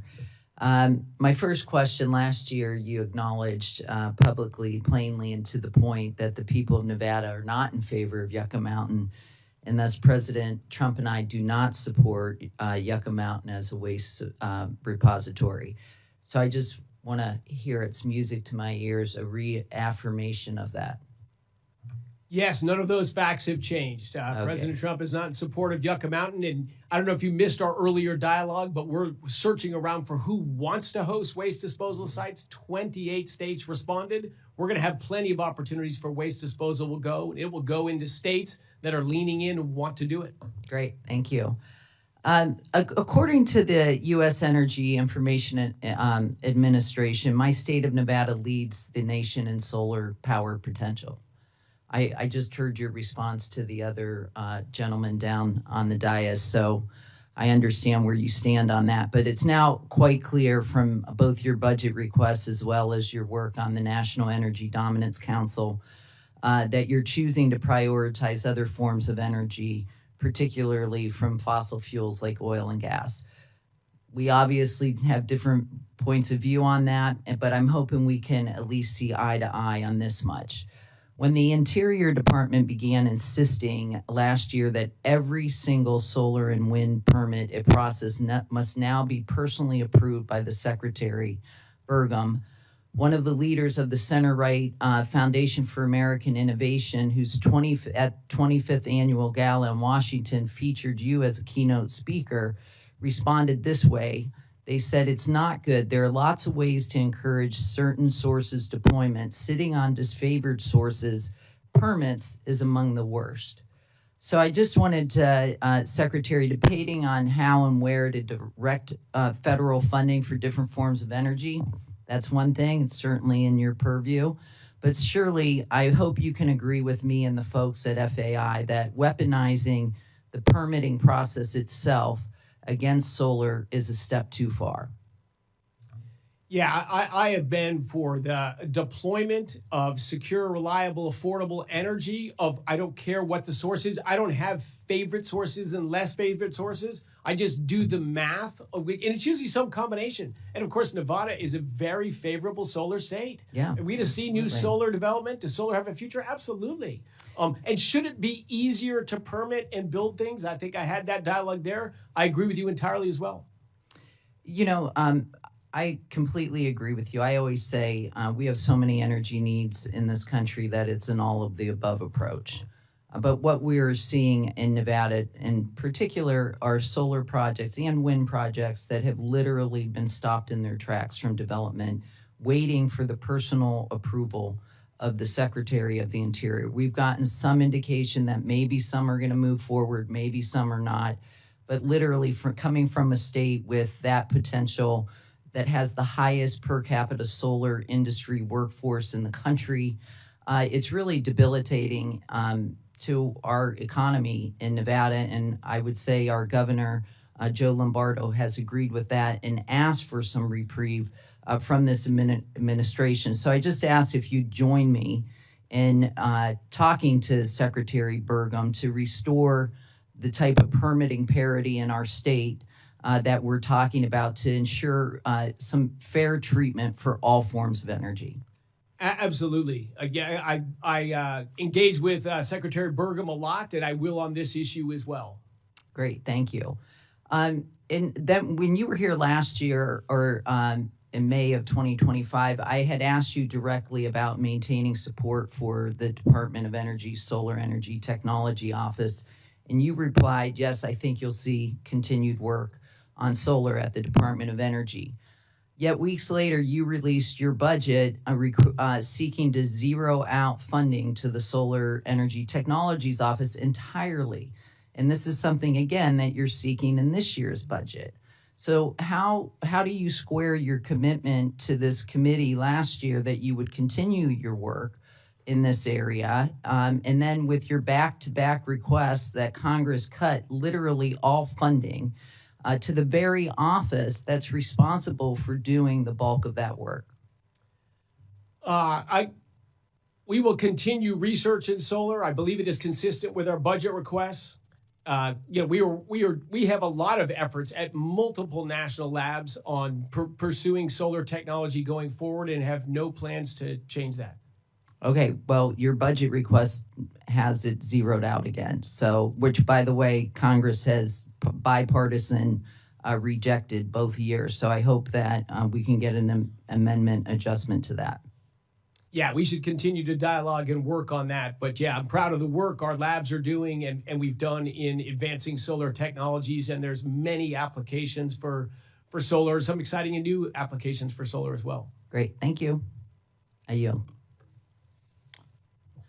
Thank you. At this time, we'll begin a second round of questions. I am going to be exceedingly brief, Mr. Secretary, because I want to make sure that my colleagues who perhaps didn't have an opportunity to ask some of the things, but I'm just going to talk briefly or ask briefly about plutonium pits. Mr. Secretary, you've talked about this in both your opening and have answered some questions. Can you kindly provide a realistic assessment of when NNSA will achieve the 80 pits per year requirement, and what specific risks, such as technical, workforce, or infrastructure challenges, could further delay that timeline, sir? Yeah, thank you for that, Representative Fleischman. The goal I have set since we've just begun pit production in our crew is get people trained, get the processes done. Like there's a thing in Savannah they call a training center. Really, it's a prototype center. It's getting these technologies better. Our goal is to get 100 pits produced cumulatively during this administration, and then get to that rate of 80 a year as soon as 2030 as possible. Now, we'll still have just the Los Alamos facility, through that time period. But it is, to your point, it's critical that we ramp this up as quickly as possible so we can maintain and modernize our stockpile and our weapons. But I think the people we have on the task and the passion they have for the mission and being business people with common sense, I think we'll see rapid improvement and continued escalation of our rate of pit throughput. Thank you, Mr. Secretary, for that. And I will conclude my questions. And now, Ms. Captor, you're recognized to ask questions. Thank you, Mr. Chairman, very much. And we don't want to wear you out, Mr. Secretary, but this is our moment. So I wanted to ask a couple extra questions related to the grid. And I say this because we're broadcast and maybe other people will hear what I say and send me advice. But there's a couple books that I think people who work in the energy field should read. One is by a person who was quite criminal in my state and wrote a book before he took his own life called What Do I Know? I'm Just a Lobbyist. And it talks about what he did in Ohio's energy architecture, and Congressman Mervan has left, but all is not beautiful in the energy industry. And corruption happens in many cases, and I say to myself, what can we do to prevent this? What can we do? So I suggest that book to people, and the author was Neil Clark, C-L-A-R-K, and his What Do I Know? I'm Just a Lobbyist. He was part of the nuclear corruption in Ohio.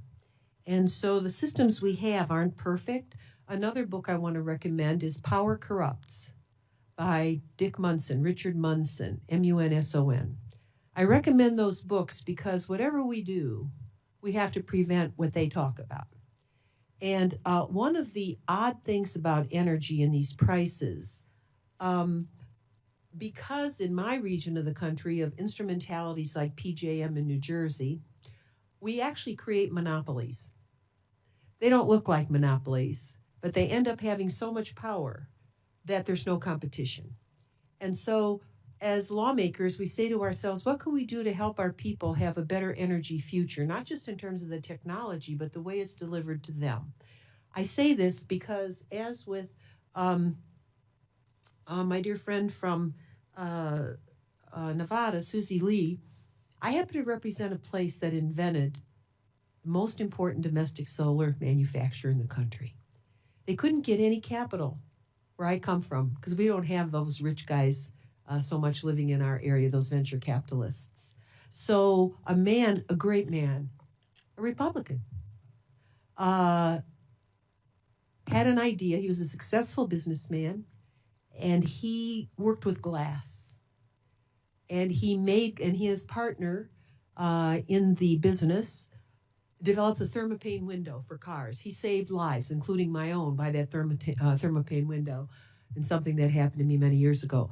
But for First Solar to come out of Toledo, Ohio, and Defiance, Ohio, a little town in southern Henry County, is amazing. And what they have done over the last several years, and I have watched it, they're not finished. They're reinventing America. And this technology has a place. And this past week, I was going around to some of my agricultural communities that had been gerrymandered into my district, and I got a real present. The present was a Republican mayor, way at the edge of Ohio, almost into Indiana. You push him into Indiana. He figured out, not through the Department of Energy, but the Department of Agriculture, how to provide power to his town, and he intends to do it. And what he did was he bought some land, and he ended up somehow buying a solar field, not huge, and he's not taking prime farmland, but he has a municipal power. And he figured out a business plan for the technology as well as how to provide power behind the wire to the people. to the people. I'm not against shareholders, but oftentimes the people, as Congresswoman DeLauro said, they don't benefit. And I just thought for that town, which probably doesn't have 5,000 people, what he did was amazing. And they are now moving forward. He counted up tax credits and all this other stuff. And he goes, I'm going to cut my people's bills by half. And I said, sir, I'm going to talk about you in Washington, D.C. So I'm doing that today in Pioneer, Ohio. And they are pioneering. And that could happen in a lot of small towns that aren't connected to the big grid because he's not close to the big grid. So I just wanted to mention that, and that the systems we have don't always benefit the consumer. We need investors, but investors don't just vote for us. The people vote for us. So we try to make power more affordable to them. If you can do stuff behind the wire, we ought to do it. I'm not against that, even in cities where we have municipal powers, like Toledo, Ohio, which doesn't use its municipal power, which drives me nuts. And neighborhood by neighborhood, we could cut bills if we were smarter. But we choose to live like it's 1946. It isn't. And so I just want to put in a word for innovation. And Secretary Wright, you have been developing plans to lower household costs. I want you to see what some of these folks are doing. The other technology I wanted to mention to you, and I'm having trouble getting anybody to pay attention to this in my area, but Miss Malloy, Congresswoman Malloy from Utah, she and I have a love of geothermal. We haven't talked about geothermal here today, and I want to direct your attention to it because under the major city I represent, our power lines we've forgotten about for 100 years. It's where the storm sewer water and the sewage runs through. And there's thermal power there too. It's not geophysical deep wells 2,000 feet down. It's just below our feet. And we are dumping into Lake Erie, the shallowest of the lakes, the equivalent of about 40,000 barrels of oil every year. Lake Erie can't take it. She doesn't freeze over anymore usually. So if we could collect that geothermal power, both in our water, wastewater plants, which are the most expensive costs for any city, Cleveland, Lorain, Toledo, Detroit, and move it to the surface, it stays 45 to 70 degrees all year long. And so I keep looking at these bloodlines under the city and saying, there's a future there. And I know you are intelligent enough, Mr. Secretary, to understand that. So as these old cities have stormwater and sewage lines collapse underground because of age, as we rebuild, and we can capture that power. And there's technology to do that. But we just don't do it. And there are experiments out there going on, and I think that's part of our future. So I am for hydrocarbon and I'm for carbohydrate. In whatever form, I'm for thermal power. We shouldn't just dismiss the new technologies that people are developing. They will become more efficient, and I know you understand that. So I just wanted to put that on the record as we move forward. Thank you very much. Thank you so much. I'm all in on lower costs and energy innovation. Thank you. Thank you. At this time, Mr. Newhouse. Thank you, Mr. Chairman. I always appreciate Ms. Capter's passion for many of the subjects she is very interested in. Absolutely. Great partner. Mr. Secretary, thanks for sticking around with us for a little bit this afternoon. Back to my first round of questions, I appreciated your response regarding the BPA and the need to hire a new administrator. Just following up on that, I wanted to emphasize that I think it's really important that the consultation with regional stakeholders takes place, particularly this process for selecting a new administrator. As you mentioned, given the unique nature of BPA, it's truly a different kind of animal. It's absolutely crucial that the next person has a deep regional knowledge and expertise and truly a clear commitment to the unique mission of the BPA. So I just wanted to get that and your response to that too. But No, totally agree, Congressman Newhouse. This is a very important institution that's part of the government, but it's critical to the economy in that region. Absolutely. And the value of wise management and willingness to lean in and move faster would benefit the local communities massively. Very important. Yeah, thank you.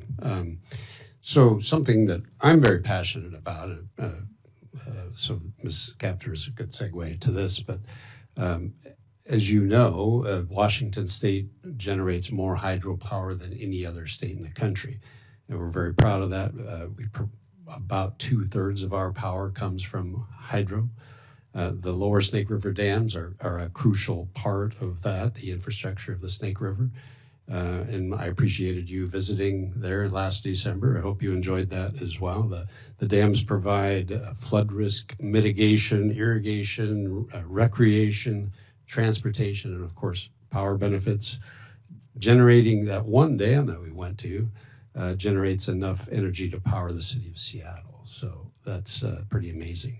Well, I think that may be the 4 dams that included on the Snake River. But while doing that, they provide world-class fish passage, which we're very proud of that as well.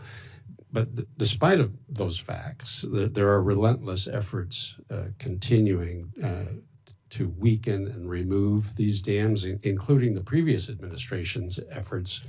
Their memorandum that committed, get this, $1 billion taxpayer dollars to weaken the dams, which thankfully this administration reversed last year.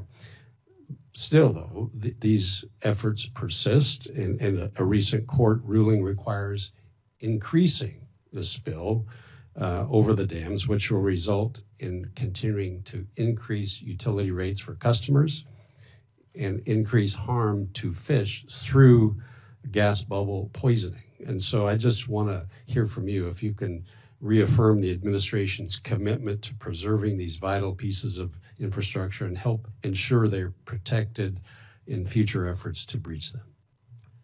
Oh, hard to overstate the importance of hydropower.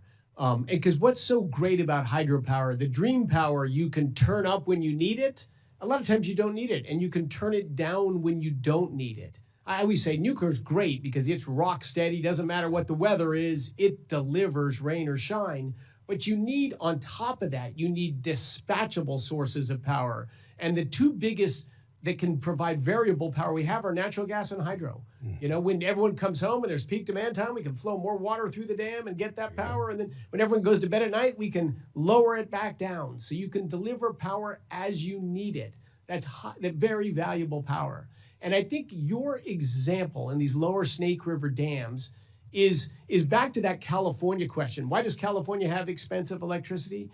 I mean, expensive electricity and expensive gasoline, expensive all these things? Because they've, in the name of the environment, they've done regulations that don't meaningfully change environmental outputs at all, but they took something that was originally intended for that and then just used it to weaponize, to kill industries they don't like.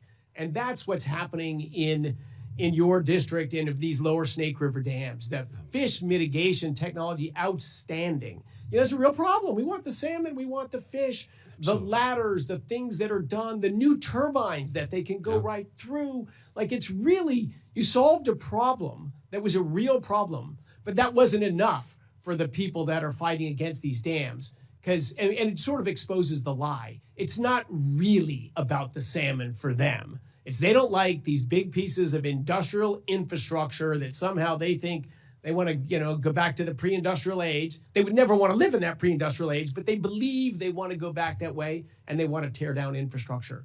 I believe they represent a very small minority of the people, but they too often get viewed as they're environmentalists. Like, who doesn't want a clean environment? We all want a clean environment, but that's not real environmentalism. That's just people attacking infrastructure.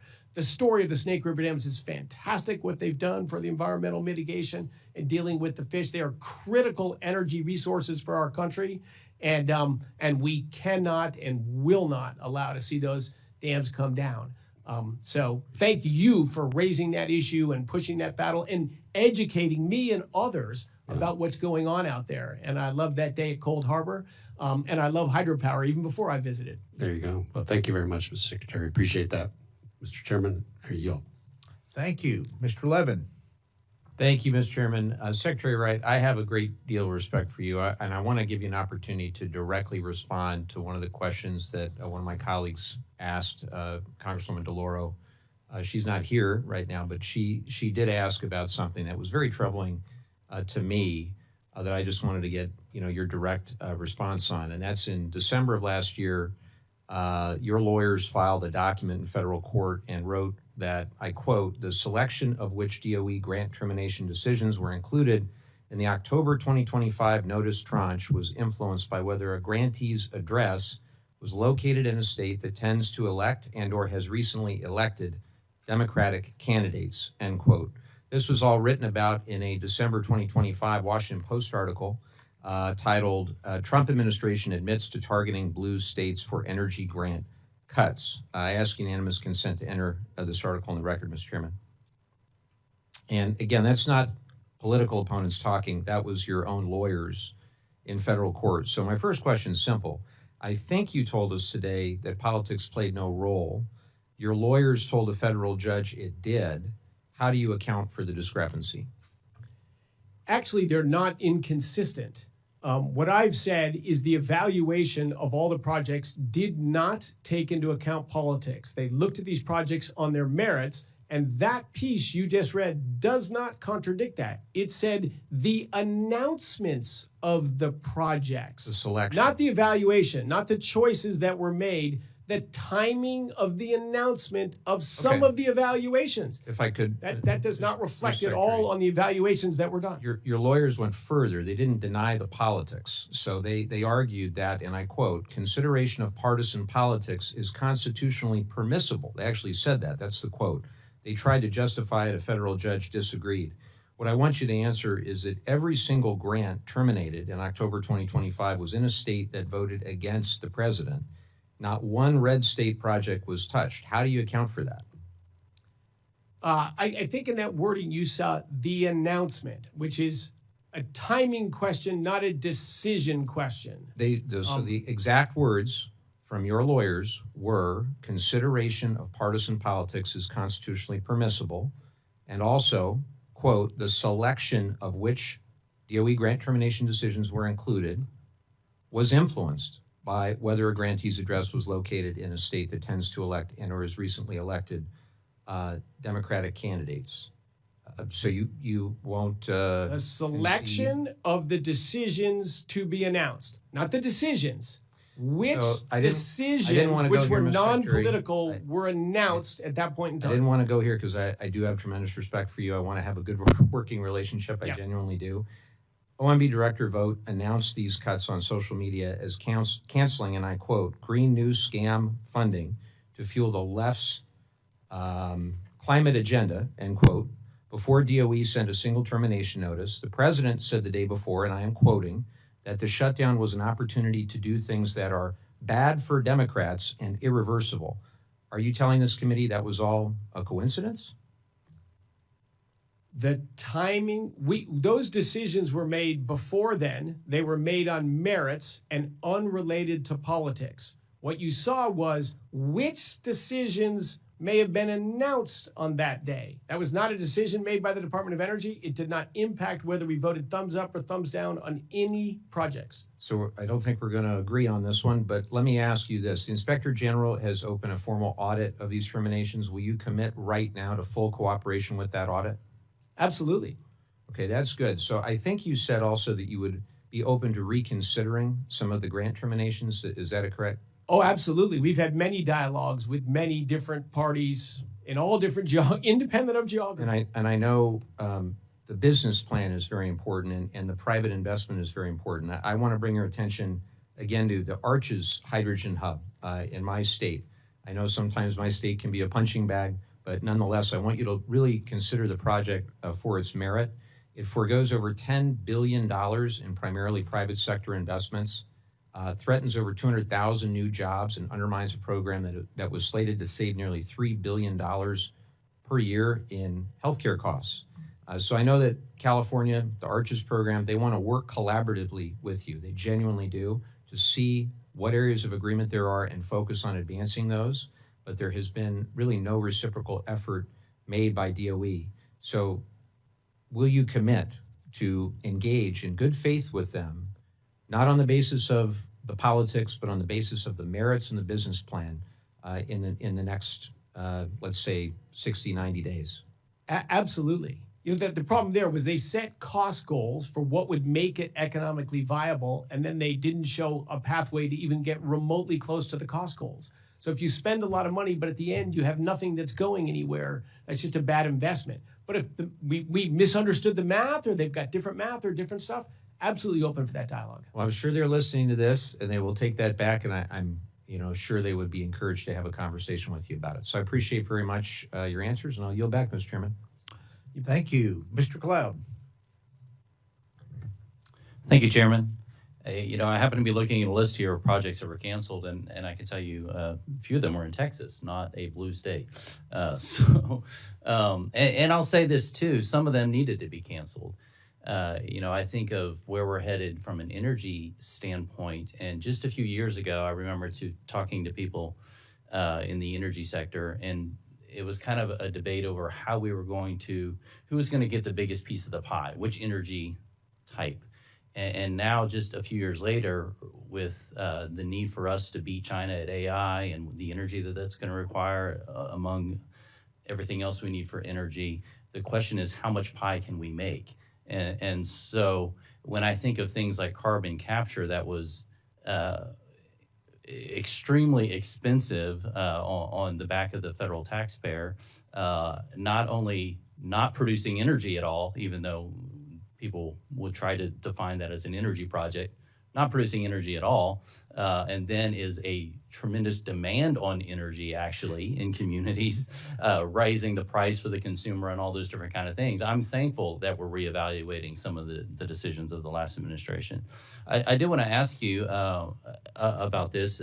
You've been focused on base power, a bunch of different ways to produce energy, but particularly a focus on base power, and wanted to ask you about the Energy Dominance Finance Program and some of the tools you're using to stand up, particularly nuclear. Whatever this, I think we're realizing, again, from where we were just a few years ago to now, that nuclear has got to be a part of this equation if we're going to compete.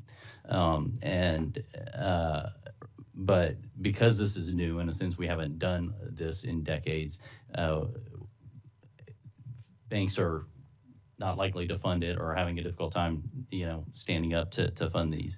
Do you have any additional? Do you need any additional authorizations or funding to the EDF to ensure you can provide financing for more nuclear reactors, including first of a kind commercial scale deployments? And if not, when do you expect to announce loans for projects utilizing the SMR technologies that you've been working on and supporting? So I hope in the not too distant future, we have been in dialogues with many players for large reactors, for small modular reactors, for large fleets of small modular reactors.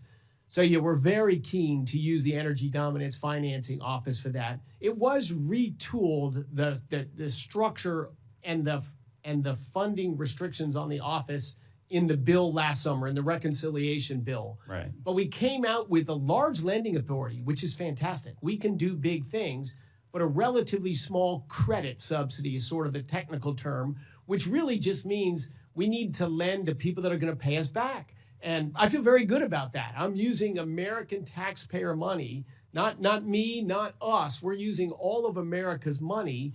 We should invest that with a road to lowering their energy costs, and with their expectation they will get that money back.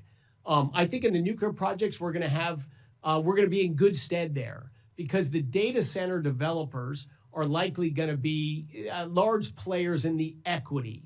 Meaning, if the reactor takes $10 billion to build, we're going to get $2 billion or so invested in equity from giant hyperscale companies with huge balance sheets, and then our debt will come behind them. Which means if it loses money, if it loses $2 billion, all of that is the equity guys. The debt is protected behind the equity investors.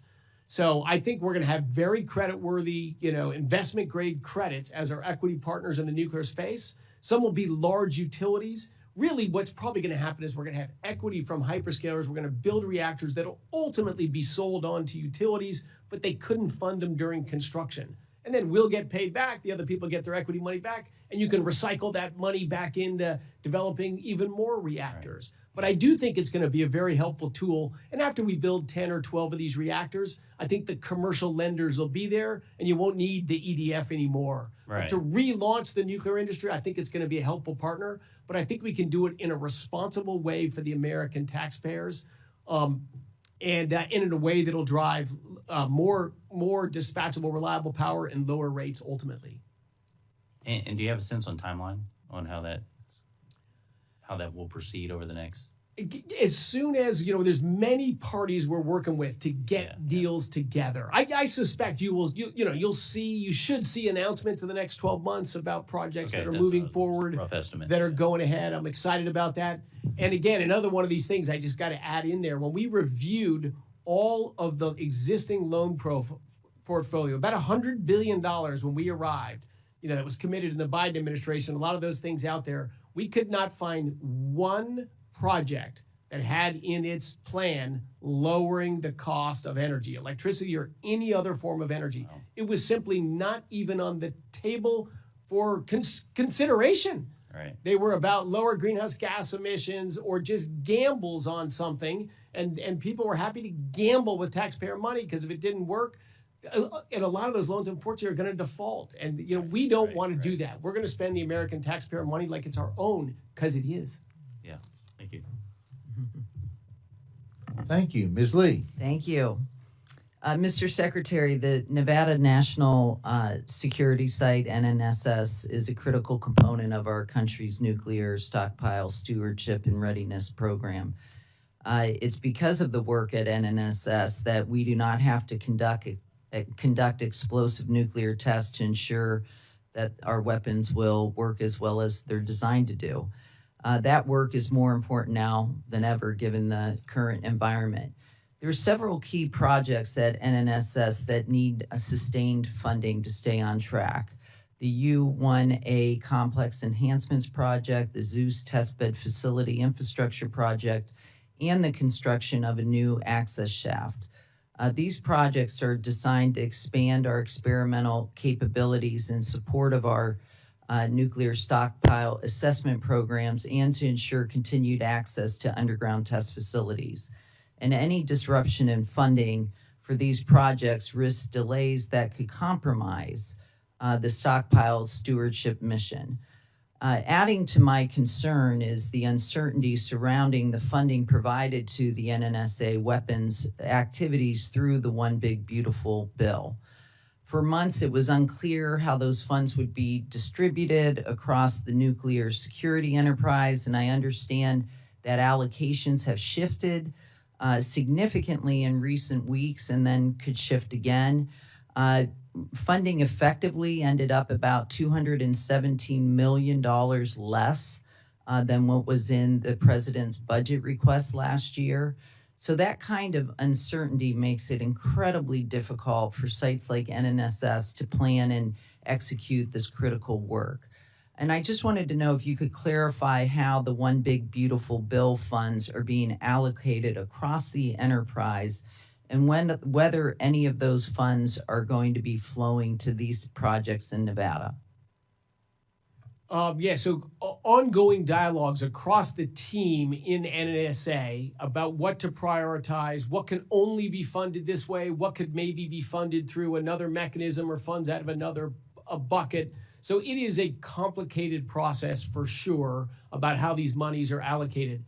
I should have started by saying your intro comments about how important this site is to understand our stockpile, to understand new weapons designs, is absolutely true. It's an enormous advantage in this country that we have so much data from actual explosions that we can use with mathematical models to now predict the physics of what would happen with all these different designs with very well calibrated, awesome models. That work enabled us to be in the strong position we are today, and continued testing of non-yield explosions, non-nuclear yield explosions in those sites is critical as well. Look, I visited the location, the sites, and the workers there, It is a key part of our NNSA arsenal. It will remain so. There is no plans or no dialogue to say, that's not as important anymore. Let's shrink that and move over here.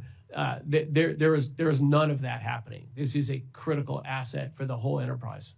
Great. So I completely agree with you. And so I just hope that we can work together and I can get your commitment that whether it's through the big, beautiful bill, allocations, fiscal year 27, or either future budget formulations, that these projects do not fall behind. Let's dig into the details of those with my NNSA team and you on that. I share your concern and your passion for that. Thank you. Projects. Do I have time? You got a minute left. Being on the Colorado River, and given the extreme drought that occurred this winter, Lake Powell's, speaking of hydropower, Lake Powell's hydropower generation is at risk as the water level it's predicted by the Bureau of Reclamation, by December of 2026, fall to what we call dead pool, threatening power supplies for millions of Americans across 7 states, and obviously then force reliance on more expensive forms of energy. So just want to bring that. I know it's on your radar, but it is a serious, serious risk, especially in light of what happened this winter with respect to snowfall in the Rockies.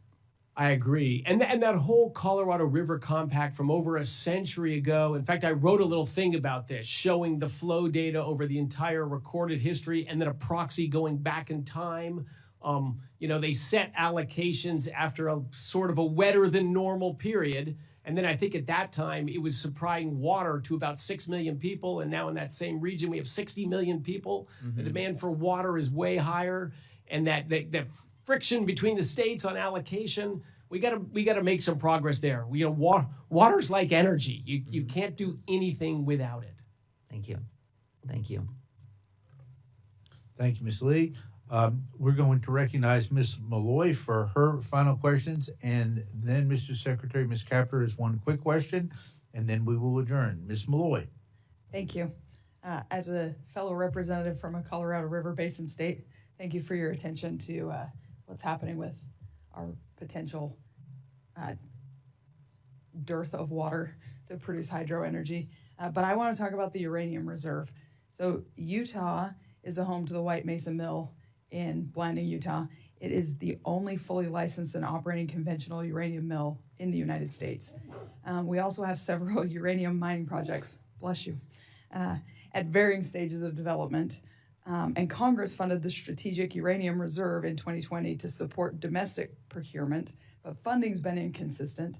And I would just like to hear your thoughts on what role you see these assets like the White Mesa Mill in Utah and our uranium mining sites playing in rebuilding the secure end-to-end domestic nuclear fuel cycle to meet the needs we have both for energy production and also for national security. So very important is the short answer. I've met in my first few months in office with a number of the uranium miners in the United States and unfortunately former uranium miners that we want to become, again, uranium miners in the United States. That whole supply chain in our nuclear industry just fell apart. The Cold War ended.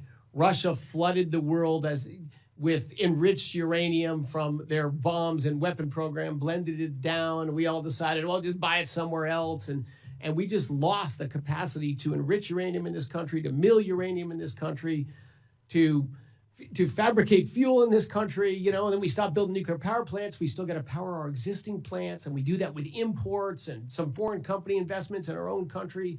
And I think you see a strong commitment from this administration that we need to reestablish the American supply chain of the nuclear industry, but including mining. We got to mine uranium in our country again. We got to mill uranium in our country again. I strongly believe we will. The demand signal of new reactors being built, new expansions going on. Think of even our weapons program, right? We need. Oh my God, I'm blanking on the term. We need uranium that's mined here, enriched here, and all that. Another brain cramp. You've been in the hot seat for a long time. Yeah, well, not that long actually. I just performed poorly today, but But it is important. It is important. Utah has a great legacy in the uranium industry. It's gone through a few rough decades. I think we're going to see better times going forward, and we need to keep these facilities and these capabilities alive and in our country. 5 years from now, I think they're going to be booming. Well, I would love to work with you over the next 5 years as we get to that boom to make sure we're doing it in a way that's good for the United States of America and also good for Utah and sustainable over time. Let's do that. Thank you so much for the question. Thank you. I yield. Thank you, Ms. Malloy. And Ms. Capter, one final question. Yes, ma'am. Thank you, Mr. Chairman. I just wanted to say thank you to the Secretary for mentioning in your testimony fusion power and the potential of fusion. I know it's a little bit down the road, but nonetheless, thank you for acknowledging that and the support you've provided for it. The second issue I just wanted to touch on was AI. And to give you a sense of the grassroots, I have never seen, and maybe Ohio is the only state, but I don't think so, Michigan and so forth, the public opposition that is arising, it's spontaneous combustion coming up from the grassroots. We must, as a country, find a way to communicate with people at the local level about what the implications of this, what they are. And I don't think we're doing a very good job. So, for example, township trustees come up to me. They have responsibility. They have no money. And they see big swaths of land, 100 acres that's taken, and some companies coming in. And they're told, well, go to the PUCO in Ohio. Well, they've never been to the PUCO before. And the opposition toward it rises and rises and rises. I would urge you to somehow, across the administration, to think about some type of mechanism you could create. Working with HUD, for example, I represent a city of 280,000 people, and we have a lot of old industrial properties. They don't have the money to clear them, to knock them down. That's land that's already there. And we have a way, we can work in every city across this country to provide space. But it's happening so fast. They're going out to the country, and the farmers are turning against AI because they see farm ground being taken, and they don't like it, believe me. So this is happening in many places, and I just wanted to put it on your radar. We have to find means to help people imagine a power package that doesn't overpower the grid. Maybe somehow we have to bring a power package with whatever is going in, but the zoning of where this should go, these companies are so wealthy, they just come in and buy the ground, and it goes beyond the local people. It's not treating the American people right, in my opinion. They have a right to be treated fairly and to understand what's going to happen in their area. Then it causes prices of energy to go up and water, and they're helpless. So there's something wrong with the way the private market is operating. It's so hungry for this, you know. That part is good, the hunger, but they're not meeting the ground in the right way. And what could happen is a backlash in this country. I see it. You should see the signs. There's more political signs against AI in our region than for candidates in the upcoming races. Now, that's pretty significant. So I think the states need help. If you were to say to me, trust Ohio's PUCO, let others make the judgment on that. But we need help. This is sophisticated stuff.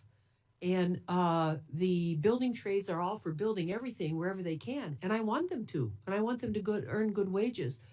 But I don't know what backlash there's going to be, but I'm telling you it's coming. And we don't want that. We want a smooth transition to new technology, maybe across the administration. Maybe HUD could help by helping some of our mayors to clear land where there's already grid and there's already space. And there's not going to be a lot of cars that come to these power sites. But just talk to some of your staff when they go home to wherever they come from. What's happening out in the countryside is not good. So, Representative Capter, if I may, you represent, you bring an opportunity, brownfield development, take existing things to build. We announced one of those in Portsmouth, Ohio, a while ago, to use an old industrial facility to build a huge data center and power production. So I agree with you. There's a real opportunity to build in brownfields. Right. And you also point out a risk, and it is a very real and unfolding risk today, is the opposition to AI is growing, particularly across rural America. The administration worked from the start, and we rolled out just a few weeks ago the ratepayer protection pledge, so that the developers of data centers need to bring money up front into communities. They need to sign deals that will stop the rise of power prices, that'll invest in the local communities for training and jobs. Like, I think the real deals are wins. They're big wins, but we don't talk about them very well. We don't advertise them. And I'm seeing the same thing you're seeing, that the country as a whole is going very negative on AI. And this is a risk, because it will be a loss to America if we stop this development and this investments and this improvement. But if we don't market it better and we don't communicate it better, we're at risk. We need to change the public perception of AI. Thank you for raising that. I agree. Thank you. Thank you. And I thank the ranking member.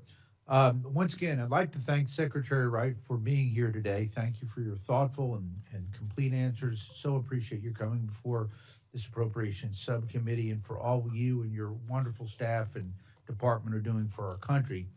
A few housekeeping measures. I would ask that you please ensure that the hearing record, questions for the record, and any supporting information requested by the subcommittee are delivered, please, in final form to us no later than 4 weeks from the time that you receive them. Members who have additional questions for the record will have until the close of business next Wednesday to provide them to the subcommittee. And with that, the subcommittee stands adjourned.